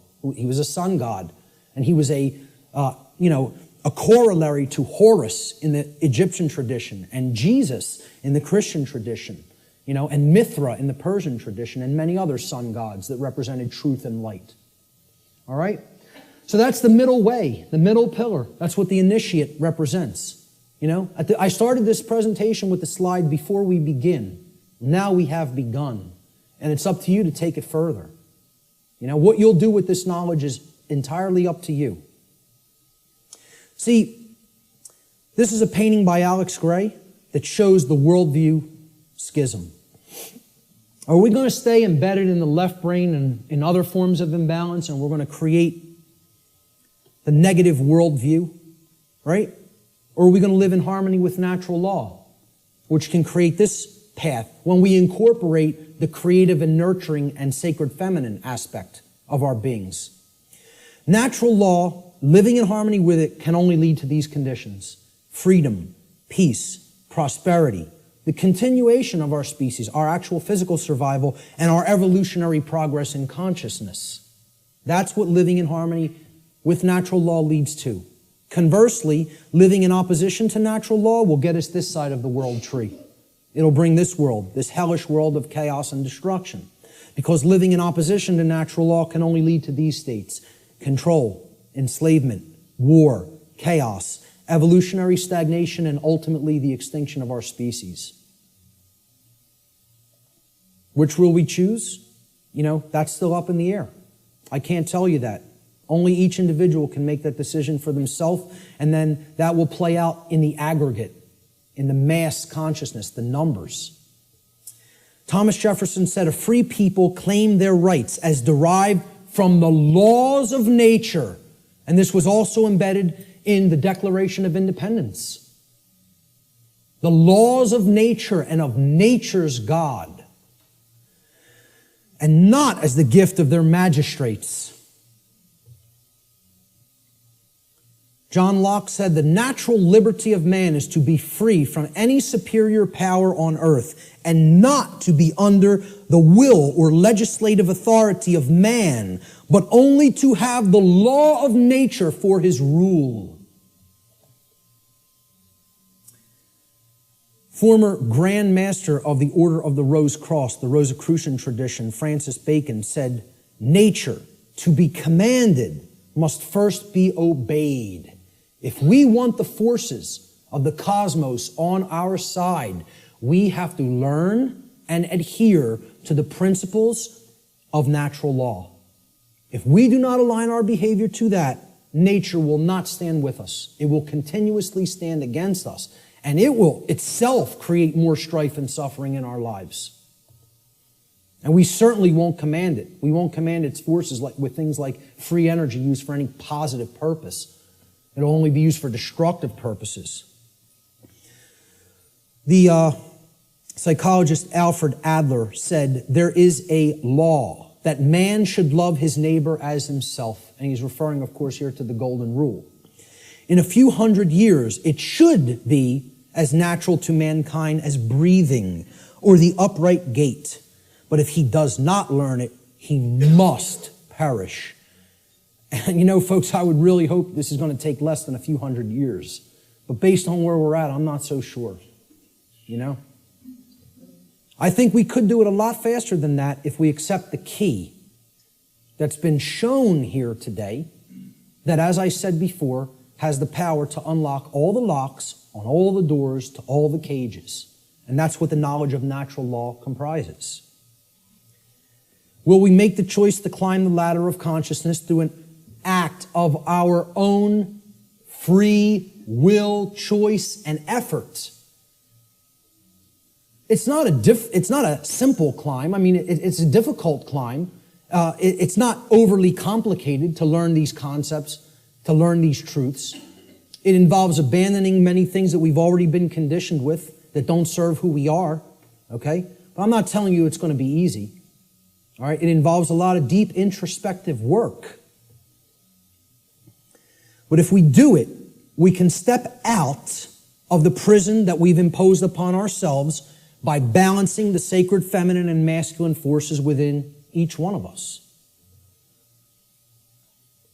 And by recognizing our own inherent sovereignty, and that there is no legitimacy and never has been any legitimacy to slavery and control and the external rulership of human beings as subjects. Okay? That recognition of sovereignty has to go hand in hand with our knowledge of natural law. It's a totally integrated component of it. This was the title slide. This tarot card was on the title slide. When you understand, and I've talked about this in some of my work online, when you understand the deep connection to the tarot tradition and other mystery tradition teachings, specifically its very deep interwoven relationship to the Kabbalistic tradition of the Middle Eastern mystery traditions, all right? You understand that this card right here actually represents the will of creation and what creation itself, what the mind of the universe itself ultimately wants to manifest in physical reality. Not in some other worldly dream world or fantasy realm or spiritual reality that is to come or not come. Right here in the physical domain, which is not separate and distinct from the spiritual domain. They are one and the same. This card is known as the Justice card. Okay? And it's based on the Latin word jus, which means right or law. Okay? That's where we get the English word justice. This card represents balance between the pillars, as you see on the right side of the king, holding the sword of truth in hand, and the scales of truth and justice have been perfectly balanced and are in the other hand. And it represents sovereignty. And it represents alignment with natural law. And most of all, it represents alignment with truth and the manifestation of order. That can only happen when we align our behaviors to the principles of natural law. Only then will we see the manifestation that the universe is itself wishing for us and trying to help us create, which is justice and order. If we let go of the things that are holding us back and break our mental chains of bondage, we can create a world that is based in actual, real freedom. It is possible. I'm not telling you it's not going to be arduous work or a difficult journey, but it can be done. Okay? If we choose to do that, we're going to see advances and things that are going to be created that the world is going to look so drastically different if we go down that middle path to the truth and to order and to justice through the understanding of natural law and actually applying it and living it in our lives, that the changes we're going to experience are going to be so positive and so transformative that we can scarcely even imagine what the world will be like on the other side of that work, on the other side of that transformation. Will that be done? Maybe. Maybe not. The answer will come from what you see in the reflection of that device right there. That's what will determine it. Nothing else. It's up to each individual. Ladies and gentlemen, thank you so much for your kind attention today.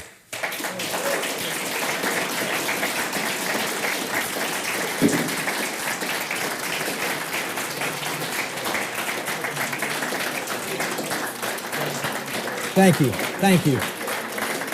Thank you. I appreciate that. Finally, this right here, Lex Rex, simply means the law is king. The law is king. Lex Rex. That's my final slide. Thanks so much. Let's do some question and answer. How much time do we have, by the way? Did I run way over or did I leave some? Oh my God.